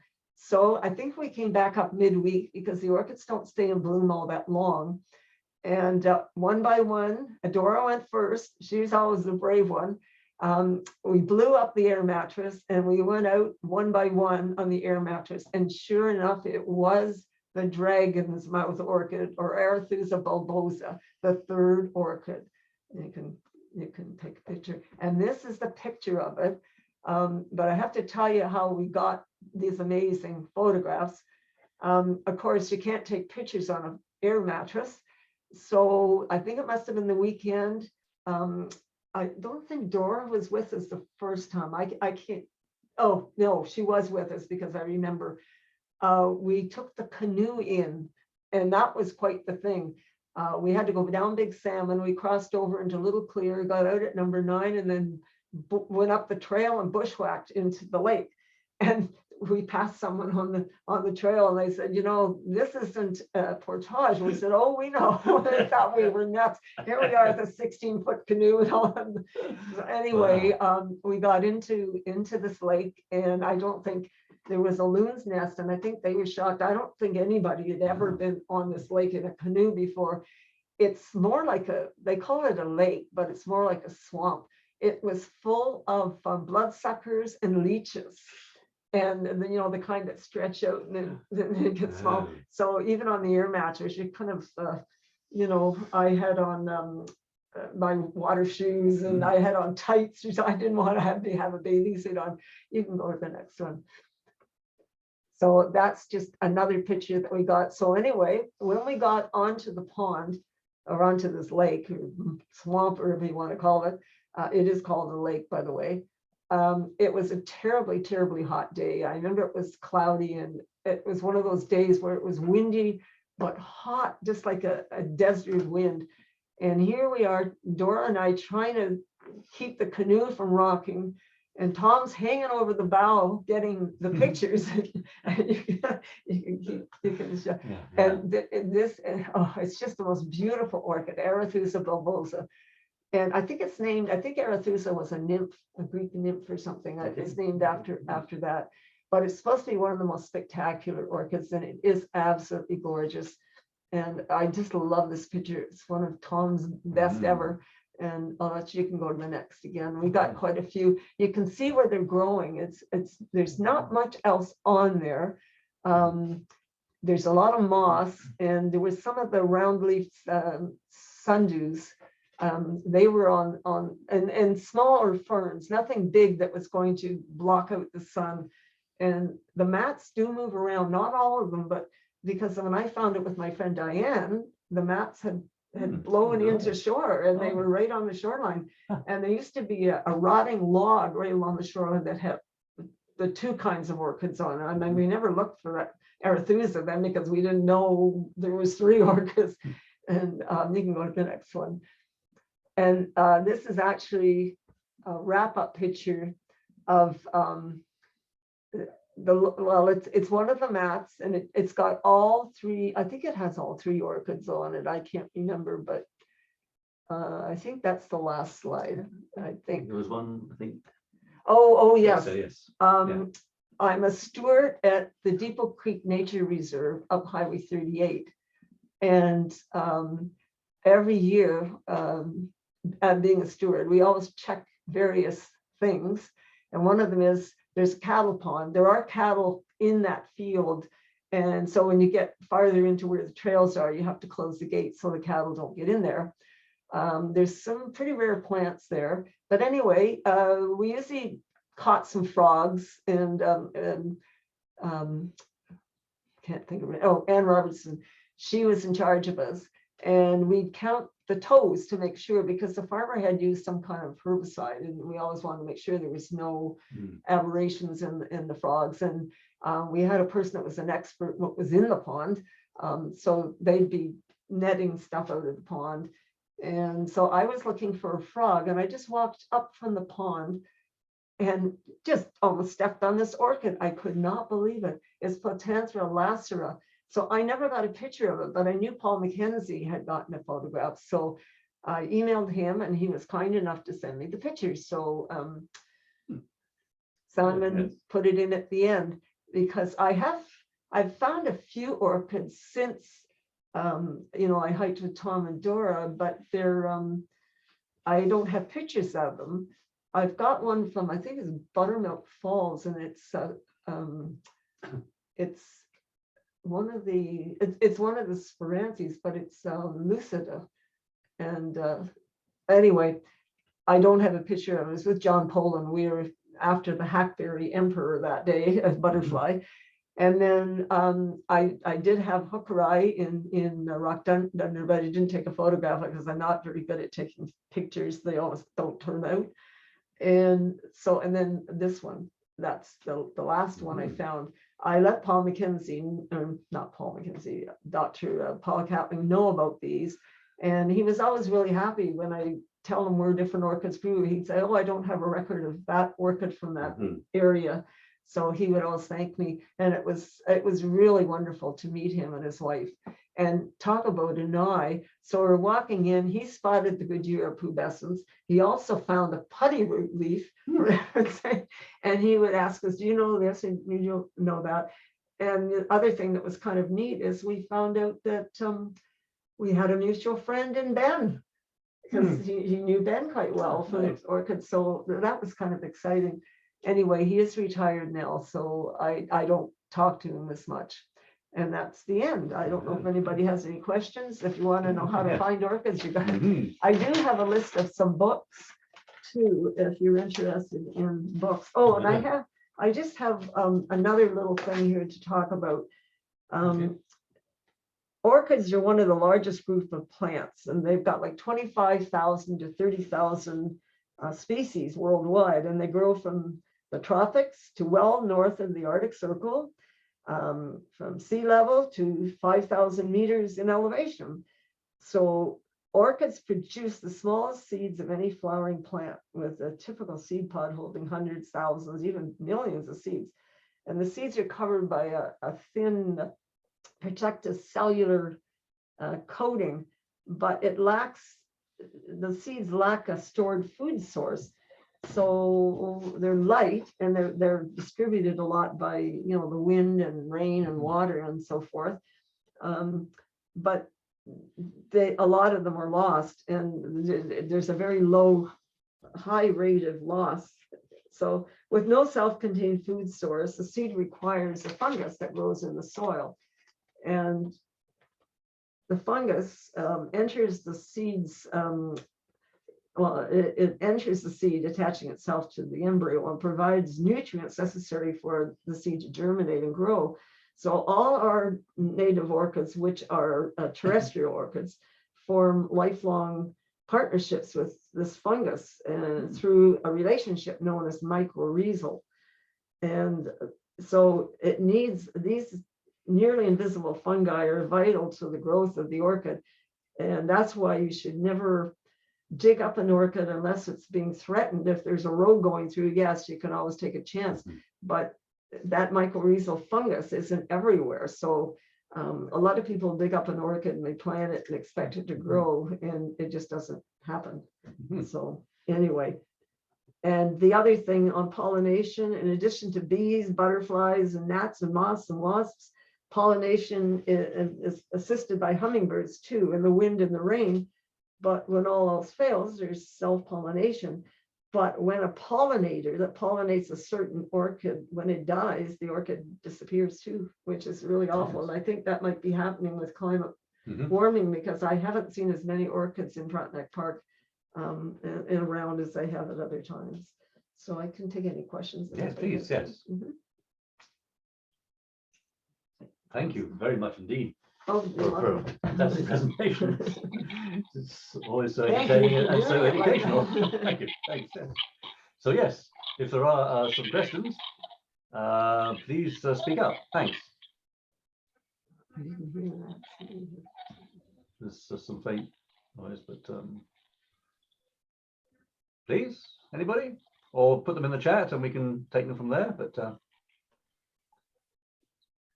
hi, that was a great presentation. I was just wondering, I'm not sure if I maybe missed it at the beginning, but what was it that first gravitated you towards studying orchids?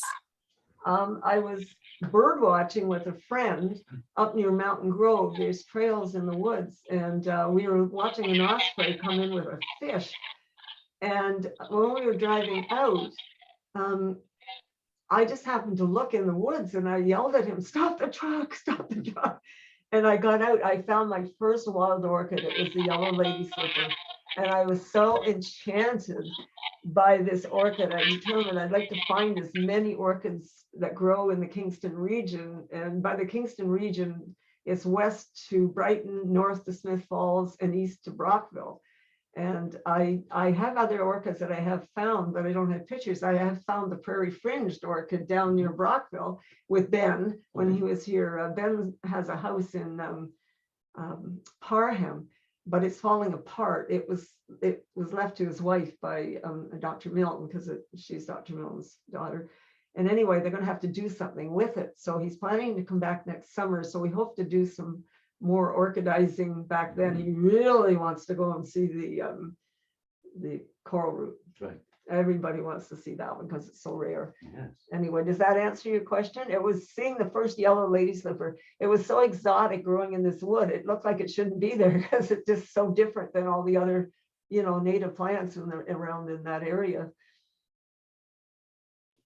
Absolutely. They're absolutely beautiful flowers, and you have such amazing pictures to showcase them.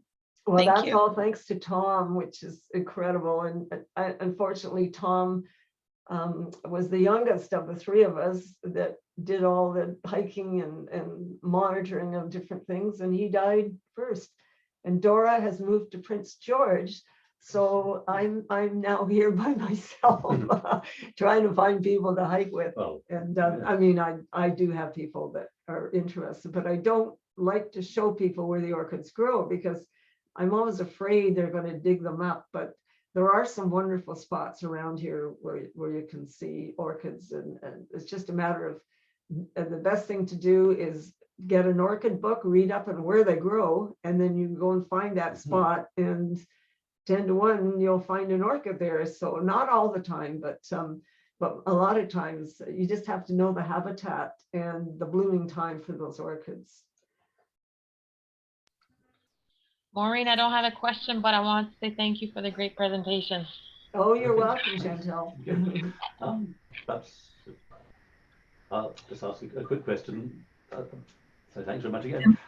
Is there a book you would recommend for people who want to learn more? Oh boy, there's one I would recommend, but it's out of print. It's been out of print forever. It's called Our Wild Orchids. It's by Frank Morris and Edward Ames, and it was printed in 1929.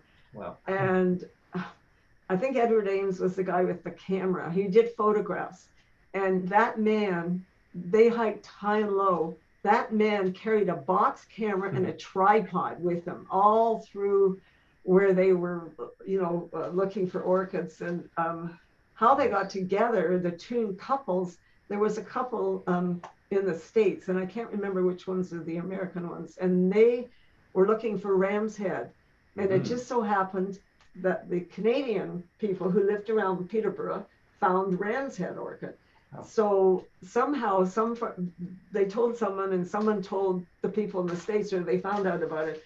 And the two couples got together and they formed a partnership that was forever. So the wives hiked with them, and their adventures are just amazing. They never say, like one of them, the photographer fell in the water, and he never says, the guy's name. He just says, one of us fell off the bridge into the water. It's so funny the way he writes it. It's very old fashioned, but the descriptions of the orchids, they were amateurs, but it's amazing. But there are other good books. I wrote some of them down. There's Orchids of the North Woods by Kim and Cindy Reason. And that's it's an American book, but it's the same things grow here as grow around the other Great Lakes. And A Guide to the Orchids of Grey and Bruce County. And that was produced by the Bruce Grey Plant Committee, Owen Sound Field Naturalists. And it's very, very good because they have a lot of orchids up there. And then Orchids of Ontario by Emerson Whiting and Paul Catling. Right. It's an older book. And there's Wild Orchids Across North America, a Botanical Travelogue by Philip Keenan. It's okay, but it's not as good as the others. And that's pretty well it. There is an old orchid book that is in print again, Bog Trotting for Orchids by G. I can't remember her last name, but it was written about the same time as Morris and Ames. Wow. And she talks about, you know, the Regina, just picking them because for graduation and everything. Oh my God, she goes out with the basket and digs them up, digs all these things up. She didn't, you know, but anyway, right, it was thank you. good. Thanks so much. Yes. Yeah. Thank you. So, See, we have, did Mr. yes, question in the chat. Yes. Mr. Purdon, he found them on his property and he wasn't sure what they were. And when he found out that they were quite rare, then he asked people to come in and they just kept, you know, propagating more of them all the time from the seeds. They made sure this Marilyn Light, she was one of the ones that helped do it. But it's the Mississippi Valley, they had different people in there that, you know, actually they you know, kept it clear because it is a fen where there's water moving all the time, and it's a really interesting place. If it's up near Perth, if you Google it, they'll tell you exactly where to go. But it is a wonderful place. It's just the orchids are incredible. So there's Dora. Thank you. Thanks. Dora, did you want to say a word? Yeah, I just wanted to say thank you very much to Maureen. That was a great overview of the orchids in the park. And for me, it sure brought back a lot of memories Oh of boy. Like 7 years of hiking together, Dora, and doing the frog monitoring at night in the dark. And that was my most exciting thing, I think, is in the dark and doing the, you know, the salamanders. And oh my gosh, before they disappear, they're mole salamanders. So they're only in the spring milk ponds for a very short time to mate. And then they're back underground again, where you never see them unless you happen to turn over a log where they're under. But that's kind of rare. So yeah, it would bring back memories, definitely. Yes. I got thanks for orchids. Beautiful. I think that's everybody. Yes. Yeah. Thank you. Well, thanks again. One more. Any more questions? So, thanks. We've got one more. We have another presentation. Yes. Speaker, so yes. Yeah. But all right. Well, thank you very much again for an excellent talk, and I'm hoping that we can stimulate more interest in natural history and sort of perhaps perpetuate the if they could find some of these orchids, they might be stimulated because they're so incredibly beautiful. Thank you. Right. Exotic looking for you know, this area. Yes, thanks. Well, thanks so much again. And I'll mention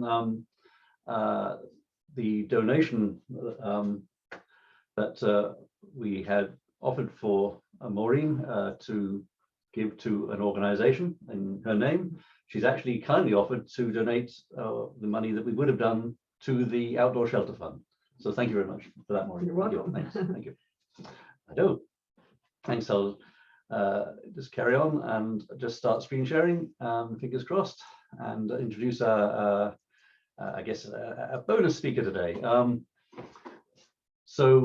We, as was mentioned during Chantal's report, we have a research award offering every year, and Michelle Cohen was the winner in 2020 for the work in 2021. She's kindly offered to give us a presentation on this work and other aspects around associated natural history. And so we, rather than try and squeeze that into the AGM, as we normally have done, we actually have the chance now to have Michelle speak as part of the lecture series. So I wanted to thank Michelle very much again for offering to speak. The title of the talk is Woody Plant Encroachment on Granite Barrens in the Frontenac Arch. And Michelle has completed her Bachelor of Science in Biology from Queen's and is now working on her Master's in Environmental Studies under the supervision of Dr. Ryan Danby. Michelle has a passion for ecosystem conservation and management planning, and has drawn her to focus her studies on the local landscape and its change over time, and the historical ecology and land cover change in the Granite Barrens and the Frontenac Arch, which of course is the region that we live in. And so Michelle did a preliminary presentation last year on the plans for the work, and now will give us a fuller explanation of the research that he's done and the applications of her findings. So thanks very much, Michelle. So just to check, you have presentation to share? And I think you should be. I do. There she is. And now I may need to make you co-host. Here we go. Yep. Okay, so now you should be cleared to share, I think. Perfect. Can everyone see this all right? I'll make this smaller. Perfect. And everyone can hear me okay? Thanks, yes. Perfect. Okay, well, thank you very much for that introduction. It's great to be back at the Friends of Frontenac AGM for my second year. So thank you all for giving me the opportunity to speak with you today about my research with Granite Barrens and the Frontenac Arch. So the Frontenac Arch supports a distinct ecosystem type known as Granite Barrens. And Granite Barrens are typically found on hilltops or ridgetops, characterized by their sparse tree cover, poor soil quality, high sun exposure, and areas of exposed bedrock. And we can see an example of this in the photo to the left. These areas commonly harbor rare or threatened species like Ontario's native lizard, the five-lined skink. So fewer granite barrens means less habitat available for the species that depend on them, which highlights their conservation importance. Adjacent to the barrens are contrastingly different types of habitat, including forests, roads, farmlands, lakes, ponds, and marshes. It has been hypothesized that granite barrens were historically influenced by periodic disturbances, including natural and anthropogenic fires, for land clearing events during post-European settlement. And these events may have contributed to the maintenance of the open canopy. Burned stumps and fire scarring on trees suggest a history of fires in the area. And we see an example of one of these stumps on the right. However, little is known about these past processes and past ecological processes and disturbances. And there has been concern expressed by conservation agencies that an absence of periodic disturbance is resulting in an encroachment or infilling of woody species. So a deeper understanding of woody vegetation dynamics on the barrens by utilizing applications of historical ecological methodologies will help to forecast how granite barrens might respond to future disturbances. And this research can inform the management approaches that granite barrens may require in order to conserve them in the future. And so my research project is rooted in three main objectives. The first is to assess changes in size of granite barrens within the Frontenac Arch using historical aerial photographs. The second is to determine the woody species responsible for these observed changes within the granite barren sites by conducting fieldwork. And the third is to consider the implications of long-term conservation and management of granite barren ecosystems.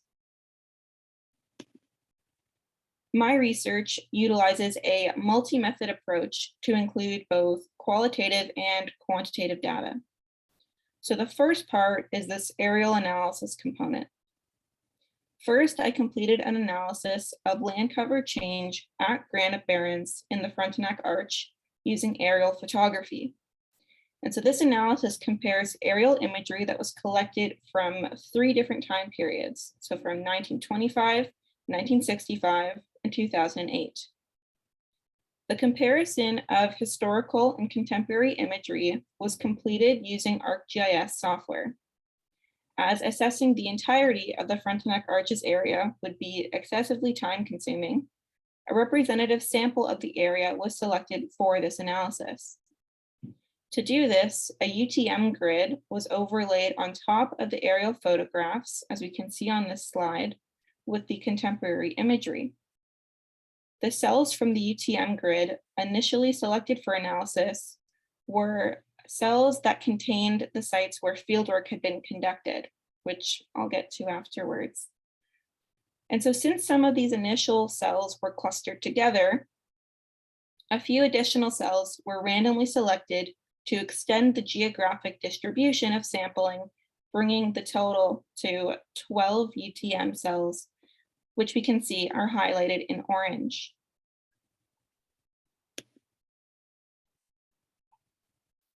The perimeter of each barren within each cell was selected from the UTM grid and was digitized as a polygon based on imagery from the 1925. And so we can see this is like an outline of one of the barrens, and it's outlined as one of these polygons. So these polygons were also used for the interpretation for the 1965 and 2008 imagery. Perimeters of the barrens were digitized from the oldest imagery so as to allow for a visual comparison of the land cover change over time. In total, 290 granite barrens were drawn as these polygons across the 12 selected UTM cells. A grid of points spaced at 20 meters was overlaid on each polygon. Land cover at each point in the 1925, 1965, and 2008 aerial photos were visually inspected on the screen and classified as being either wooded, as in vegetated, barren, as in areas of granite barren that lacked vegetation, or other, which would have been road, water, marsh, or field.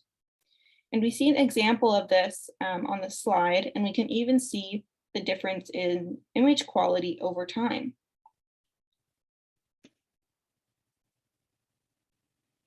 The mean proportion of points classified as wooded in the 290 granite barrens increased by 22.5% from 1925 to 2008. And we see this represented in the graph on the left.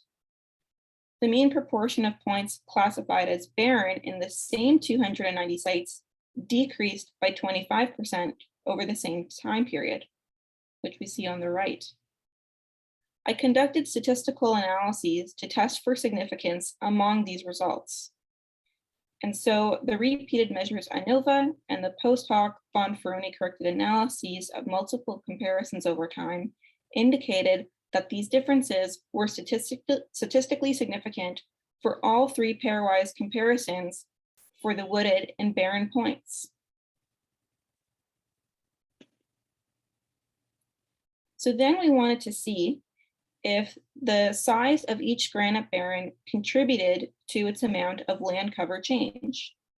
We anticipated that smaller barrens may be more susceptible to increased woody cover, as there would be less open granite area exposed and hypothetically may be quicker for woody plants to infill or encroach a smaller area than a larger barren. So to test this, we graphed the change in wooded points and the change in barren points against the area of the granite barrens for all 290 granite barrens. However, to our surprise, the degree of variation explained by the relationship between the size of the granite barrens and the amount of land cover change was low for both the wooded and the barren points. And so this means that there was not a strong relationship between granite barren size and the amount of land cover change over time. Okay, so that was all of the aerial analysis component, and now we have the fieldwork component.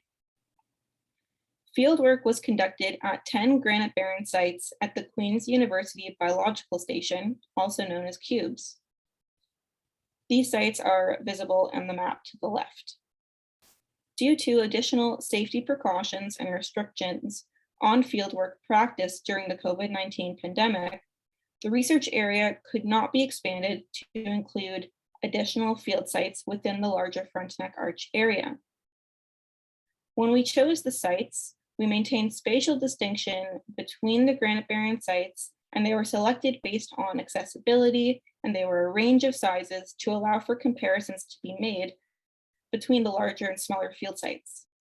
However, all of these sites were similar in many ways, as they all had large areas of exposed granite bedrock and similar woody vegetation consisting of trees and common juniper shrubs. So at each site, I established a 20 by 20 meter plot in the middle of the barren. Samples were collected from all trees and major shrubs as close to the ground as possible. Height of trees and diameter of breast height were measured. Saplings in the plot were inventoried to a species level and their height was measured. And seedling identification was restricted to a 20 meter by 2 meter belt transect that passed through the middle of the plot. Those samples were not taken of saplings or seedlings.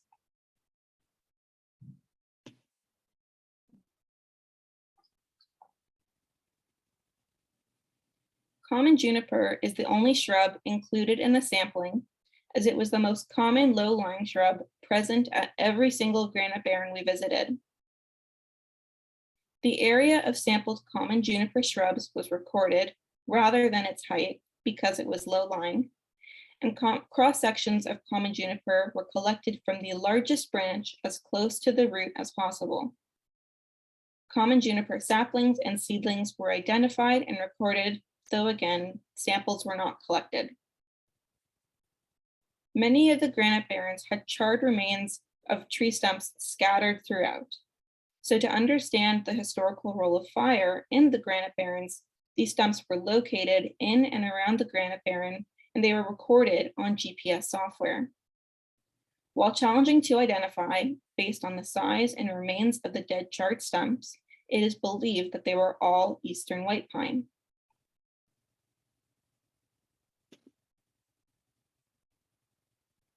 Increment cores and cross sections were prepared for analysis using standard dendrochronological techniques. Each sample was sanded with progressively finer grits until the surface of each sample was smooth and the annual growth rings were visible. Then the annual growth rings for the 125 living tree samples and the 91 living common juniper samples were counted using a stereo microscope. Samples from the 13 dead trees were aged via cross-dating, and the 13 dead common juniper samples were excluded for analysis because the presence of false growth rings and missing growth rings made it impossible to accurately cross-date samples without a chronology. And this has been a common challenge documented by many other researchers working with common juniper.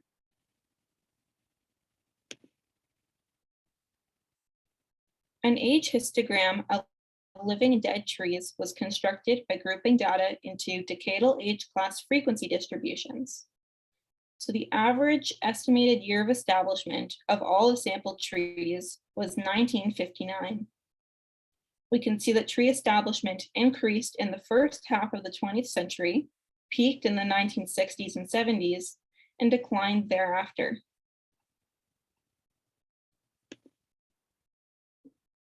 An age histogram for the 91 living juniper samples was constructed by grouping year of establishment data into decadal age class frequency distributions. Year of establishment of the living juniper stems ranged from 1948 to 2014. The average year of establishment was 1991. However, 80% of all stems established between 1980 and 2005.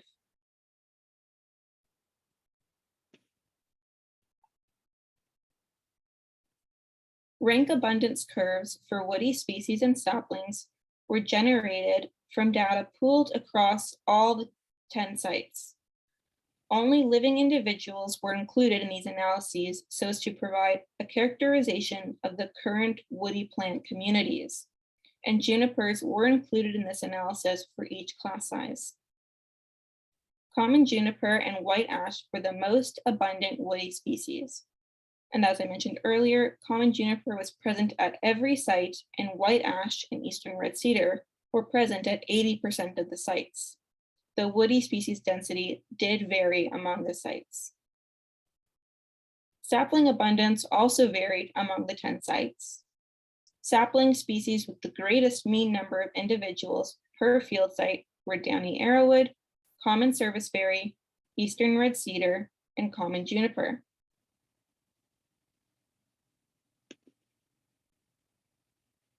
Seedling abundance and composition of each species within the belt transect at each site can be seen here. The most abundant seedlings were downy arrowwood, white ash, and juniper. So we can see just from this that the most common seedling wasn't necessarily the most sapling or established individual.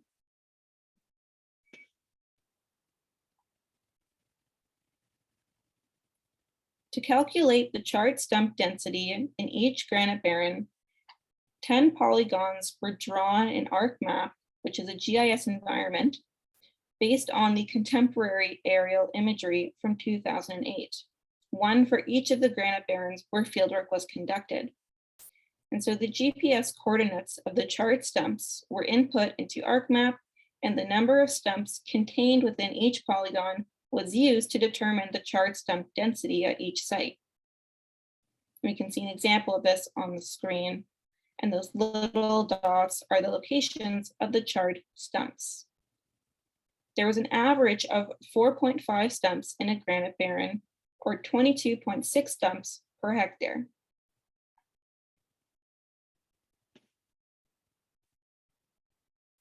While there is extensive research conducted on the succession of vegetation in the southeastern United States barrens, there lacks similar research for granite barrens in Ontario.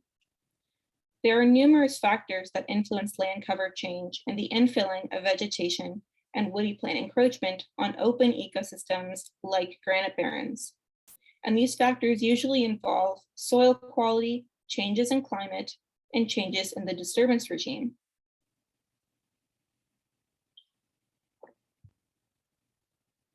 And so we've talked about these charred stumps that we found around cubes.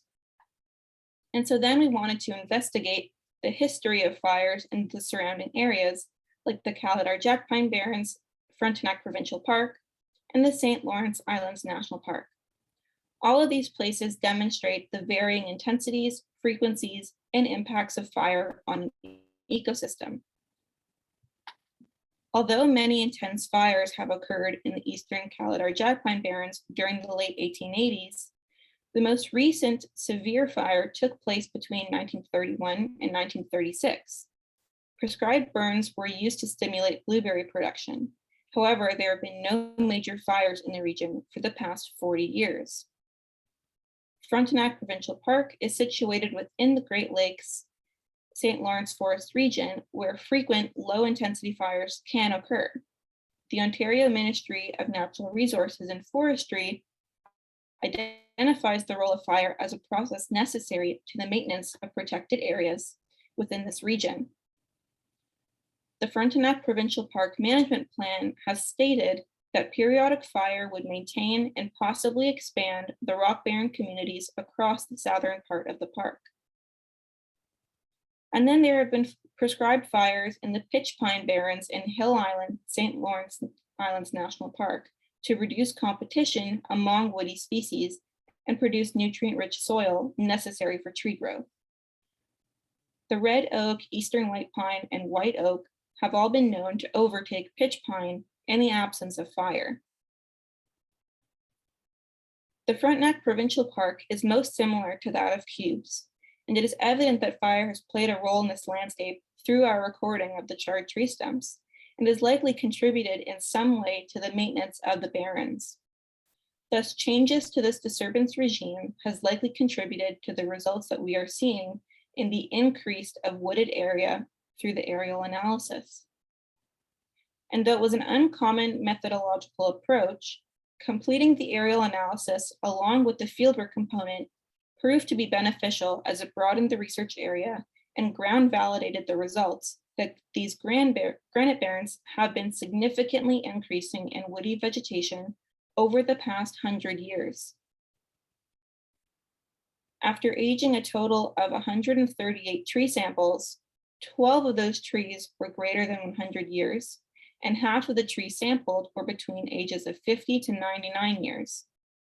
The majority of the sampled trees established in the 1960s. Some of the most influential changes to vegetation and land cover have occurred in the past 150 years due to anthropogenic disturbances, including those from European settlement. And while settlement, logging, alteration to the fire regime, and tree disease all contribute to landscape change in Eastern Ontario, it is not as easy to make distinctions between these causes. And as I mentioned earlier, the majority of these sample trees established in the 1960s. So why could that be? In the 1960s, Dutch elm disease was introduced to these forests, and its spread killed the majority of the American elm, a formerly common species. Its absence created canopy gaps, enabling other species to persist. The surge in tree establishment noted in the 1960s and 70s could be related to the consequence of Dutch elm disease in the region. This surge could also be related to changes in precipitation and temperature due to climate change, and it is a likely combination of different factors.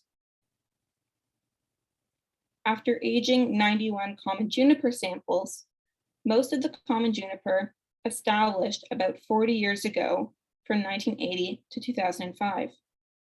It is possible that this data may be somewhat skewed since we were unable to date the 13 dead junipers. So it should be considered that other juniper shrubs may have established and or died before the 1980s, altering the years of peak establishment of the shrub.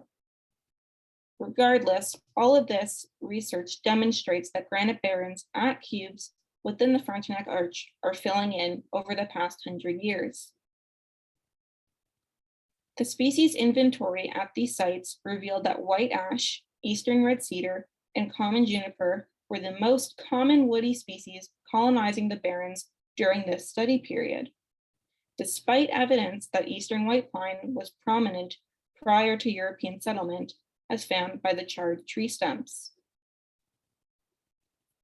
White ash, eastern red cedar, and common juniper are all known to be abundant on Cube's properties.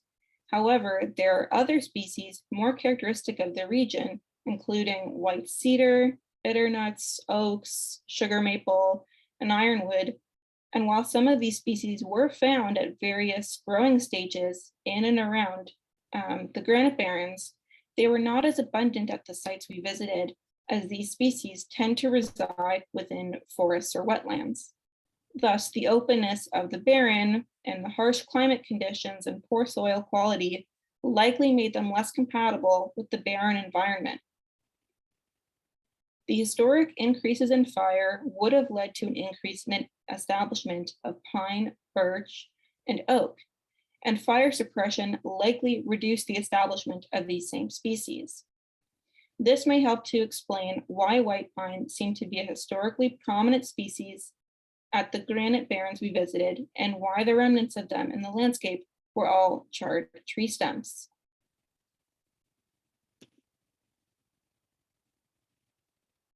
These analyses of woody species and land cover change demonstrate that the conservation of open granite barrens is being threatened, and management plans should be implemented to preserve these ecosystem types to provide habitat to the at-risk species within the Frontenac Arch.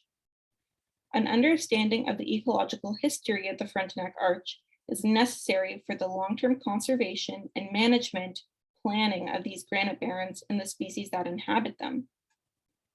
Management of the granite barrens, along with the surrounding habitat, can help to improve function, habitat connectivity, and resilience of the ecosystem. Prescribed burns are not feasible for widespread management at Queen's University Biological Station due to high population density in the region. However, other management tools could include manual woody vegetation thinning and the removal of soil to limit woody plant establishment. While vegetation composition of the barrens focused on in this research are not considered to be a fire-dependent ecosystem, management of these granite barrens needs further consideration. Future research should be completed to understand the prevalence of fires in and around the Frontenac Arch, as this can be helpful to understand how fire may contribute to land cover change. Controlled studies of prescribed burns could be completed to anticipate vegetation responses for granite barren management. Before these studies are conducted, it is necessary to consider the landscape history, dynamics, vegetation, and climate. And the frequency, intensity, and interval between burns should also be considered, as these variables contribute to the impacts of the use of fire on the environment and the surrounding flora and fauna. Thank you so much to the Friends of Frontenac for having me. I've really enjoyed all the presentations today. So thank you again.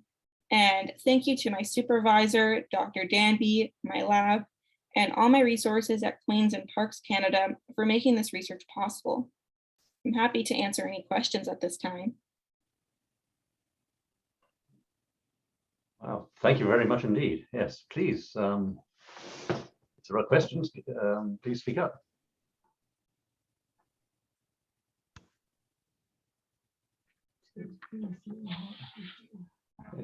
Okay. Great. I don't have a question, Michelle, but thank you for the great presentation. Okay. Well, one thing, Maureen and I were just commenting the fantastic photographs you have in the background there that are really evocative of the park and the Thank arch area. you. Thank you. Yeah. Yes.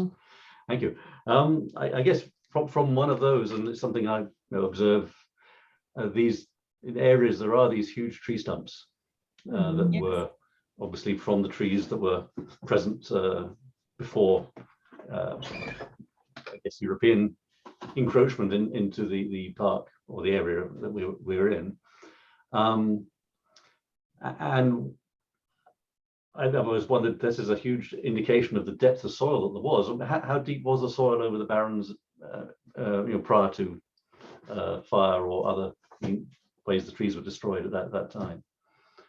And was that sustaining a different kind of woodland than we have now? Yeah, so the whole forest composition has, severely altered over the past 100 years. I mean, some of these areas used to be completely forested. There, may have been in some areas, these barrens might be relatively new, and so that's a common question of, like how new are these barrens? How old are they? To what state should we try and restore or manage our ecosystems? And so that's sort of a question I grapple with. Unfortunately, there's not a lot of detail in terms of historical soil depth. It's a lot of reading journals of old notes and trying to get an idea of what the composition was 100 or so years ago. Though I can say now, soil depth within the Barrens is so shallow. You have trees growing within the cracks of bedrock, or holding on to just shallow pockets of soil, lending itself to the open ecosystem. But thank you. Thanks so much. Thank you. I see, Rita, you have your hand up. Is that for a question? Yes, I have a question. Thank you very much, Michelle. It was a lovely presentation, and thank you for working with us. I have a question. The skink habitat was one of the things that you were speaking of. Have you or any of the other researchers discovered any skinks in any of the 3 locations that you've researched? unfortunately not. Or fortunately, I don't want to be disturbing them. But no, we didn't come across any skink, and I'm not sure if it was because of the timing of our research due to research delays during COVID. I unfortunately didn't get to start my field work until mid-August, when usually that period starts months earlier. So it's possible we just weren't around them at that time, but it would have been really interesting to see them. Is there anything in the historical records from any of the journaling that you have come across that would indicate their presence?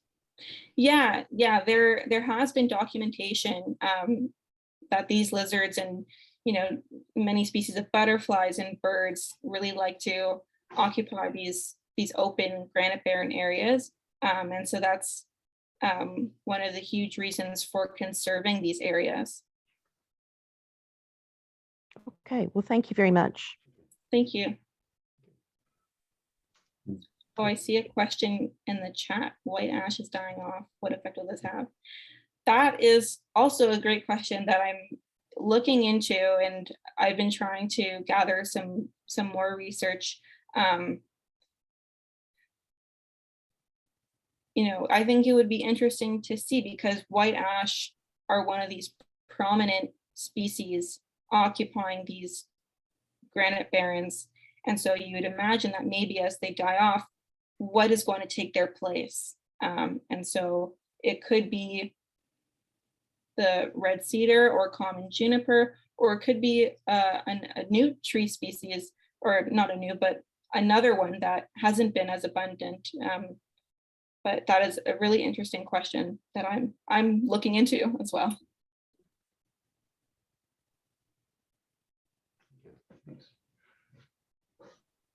Some more questions?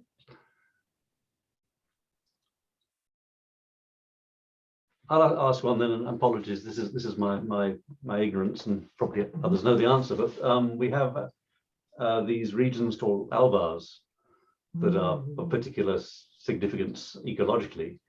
I assume they're a form of granite barren, but is there a distinction, or are they a subset, or how do they relate? Thanks. Yeah, no, that's a great question, because that was a distinction that I was trying to make at the beginning of my research. And so alvars are another type of open ecosystem. So their difference is that they're based on limestone Right. instead of granite barren or another type of rock. Yeah. Oh, thank you. That's so much shorter answer than I was expecting. So thank you. That's Yeah, good. Limestone and granite. And are there other forms that are different rock, or is that mainly the acidic basic rock that's the? It's mainly yeah, the difference in rock. And I mean, even still, the language that people use, I've found, varies from place to place. So some people also use the term outcrop or rock exposure, and so they might call it, you know, a granite rock outcrop. But I've realized different, even just different geographically in Australia, that means something quite different than like what we would think. You know, a granite barren and a granite outcrop could be interchangeable. But so in terms of applications and research and making comparisons there, they mean actually different things. So that was another distinction that you have to make. But yeah, a lot of the vegetation composition is really dependent on the rock. And so a lot of these, you know, alvars and granite barrens and different outcrops can look quite similarly.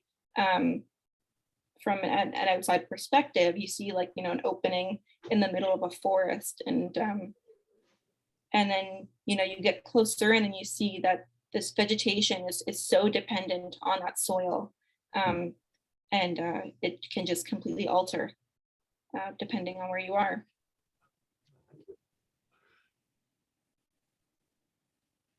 Okay, sorry if it's okay for me to ask one more. Sure. Well, one thing, actually, I think a couple of years ago now, we had a presentation on the moss biomonitoring study, the international biomonitoring study that actually I participated in this year. I collected some moss from the park and I've sent it off for analysis for air pollutants. And so, yes, I was using rock outcrops again. As I did the challenge, basically, I was surveying for some of the best sites and then use one of those as part of that process. So is there sort of a regular progression of moss or lichen moss to deeper soil that is preceding woody plants, or do they sort of encroach in random order? How does that? Apologies if I missed that in your presentation, but. Yeah, so sorry. So you're talking about encroachment and then also like moss and lichen and all. I guess the form of the encroachment, does it go in a particular sequence of types of vegetation, or is it sort of by chance? Yeah, so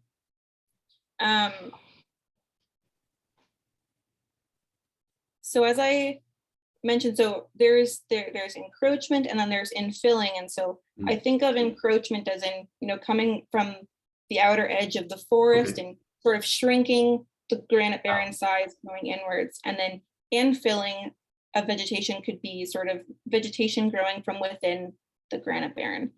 And so making that sort of distinguishing between the processes is sort of very challenging to do, or understanding like the rate of succession is challenging to do.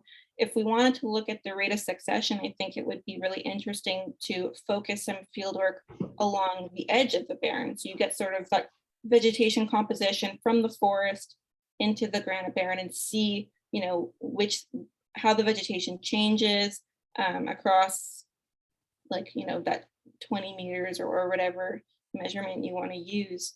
But so differentiating between infilling and encroachment, that was actually a question that we can kind of address from before, when I was looking at sort of, does the size of the granite barren have a relationship to its amount of land cover change over time? And so you would think that maybe if encroachment was more prominent than infilling, you would think that, you would see the effects of encroachment more on smaller barrens than you would on larger barrens, but we didn't see that relationship. So that's not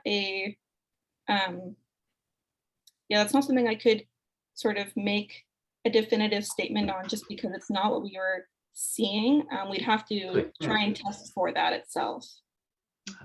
Thank you. If that answers your question, I'm sorry. Yes. I might have gotten That's track good. there. Thanks. Yes, thanks. And as perhaps others on the call know, everything is it looks better with logarithmic axes. I know that. So thanks for showing one of those. Yes. Thank you. Yes. Right. Are there any other questions? Oh, there's a question from John Gray. Could have the huge white pines growing here 100 years ago survived the barrens with a little soil?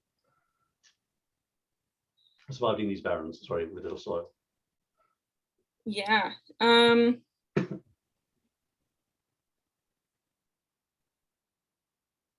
It's hard to say. It's hard to say. I mean, we didn't see them growing in the same abundance.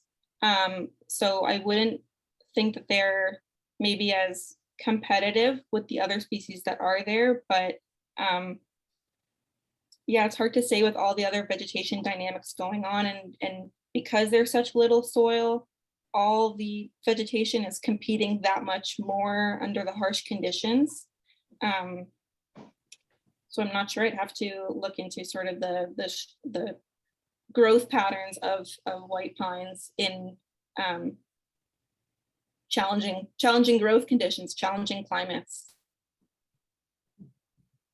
It's a great question, though. Thanks. Thank you. Okay. Well, say if there are sorry, Chantal's just saying she has to leave. So if there are no more questions, I want to thank you very much again for first of all participating in our research award program, and for some great work over the last year, and for a fantastic presentation. So I want to say many thanks again from the Friends. It's really excellent work, and it's the same, making a great contribution to the knowledge and study in the area. So thank you. Thanks very much indeed. And for everyone else on the call, I want to thank you for joining us today for our winter lecture. I just have one more slide, which I'll share, just announcing our upcoming lecture. First of all, we'd like to thank all of our speakers today very much for all the work they put in to present and taking the time to join us today. Sorry, just to share. And just to mention our next monthly lecture, which is going to be on the 24th of March at 7 o'clock in the evening. And Colin Chapman, who is the son of Kevin Chapman, who's actually on this call, and I hope Colin's been on the call for some of it, will be on hunting for rare lichens, common threads between Atlantic Canada and the Frontenac area. So we can look forward to that. Thanks again. Wanted to thank again our speakers and all the participation today. I guess wish you a good rest of the winter, and hoping this year, we say it nearly every year, hoping this year at least we can meet up at some point in the park over the course of the year. So thank you very much. And, thanks again. Thanks, Judi, Maureen, and Michelle for a great afternoon of presentations. Thank you. Thank you very much. Thanks, Ed. Thank you. Okay, then. I think Oh, Chantal has to leave. Chantal's gone. Yes. So on her behalf, I'll thank you again for joining us. And I guess hope we catch up soon. Thank you. Okay.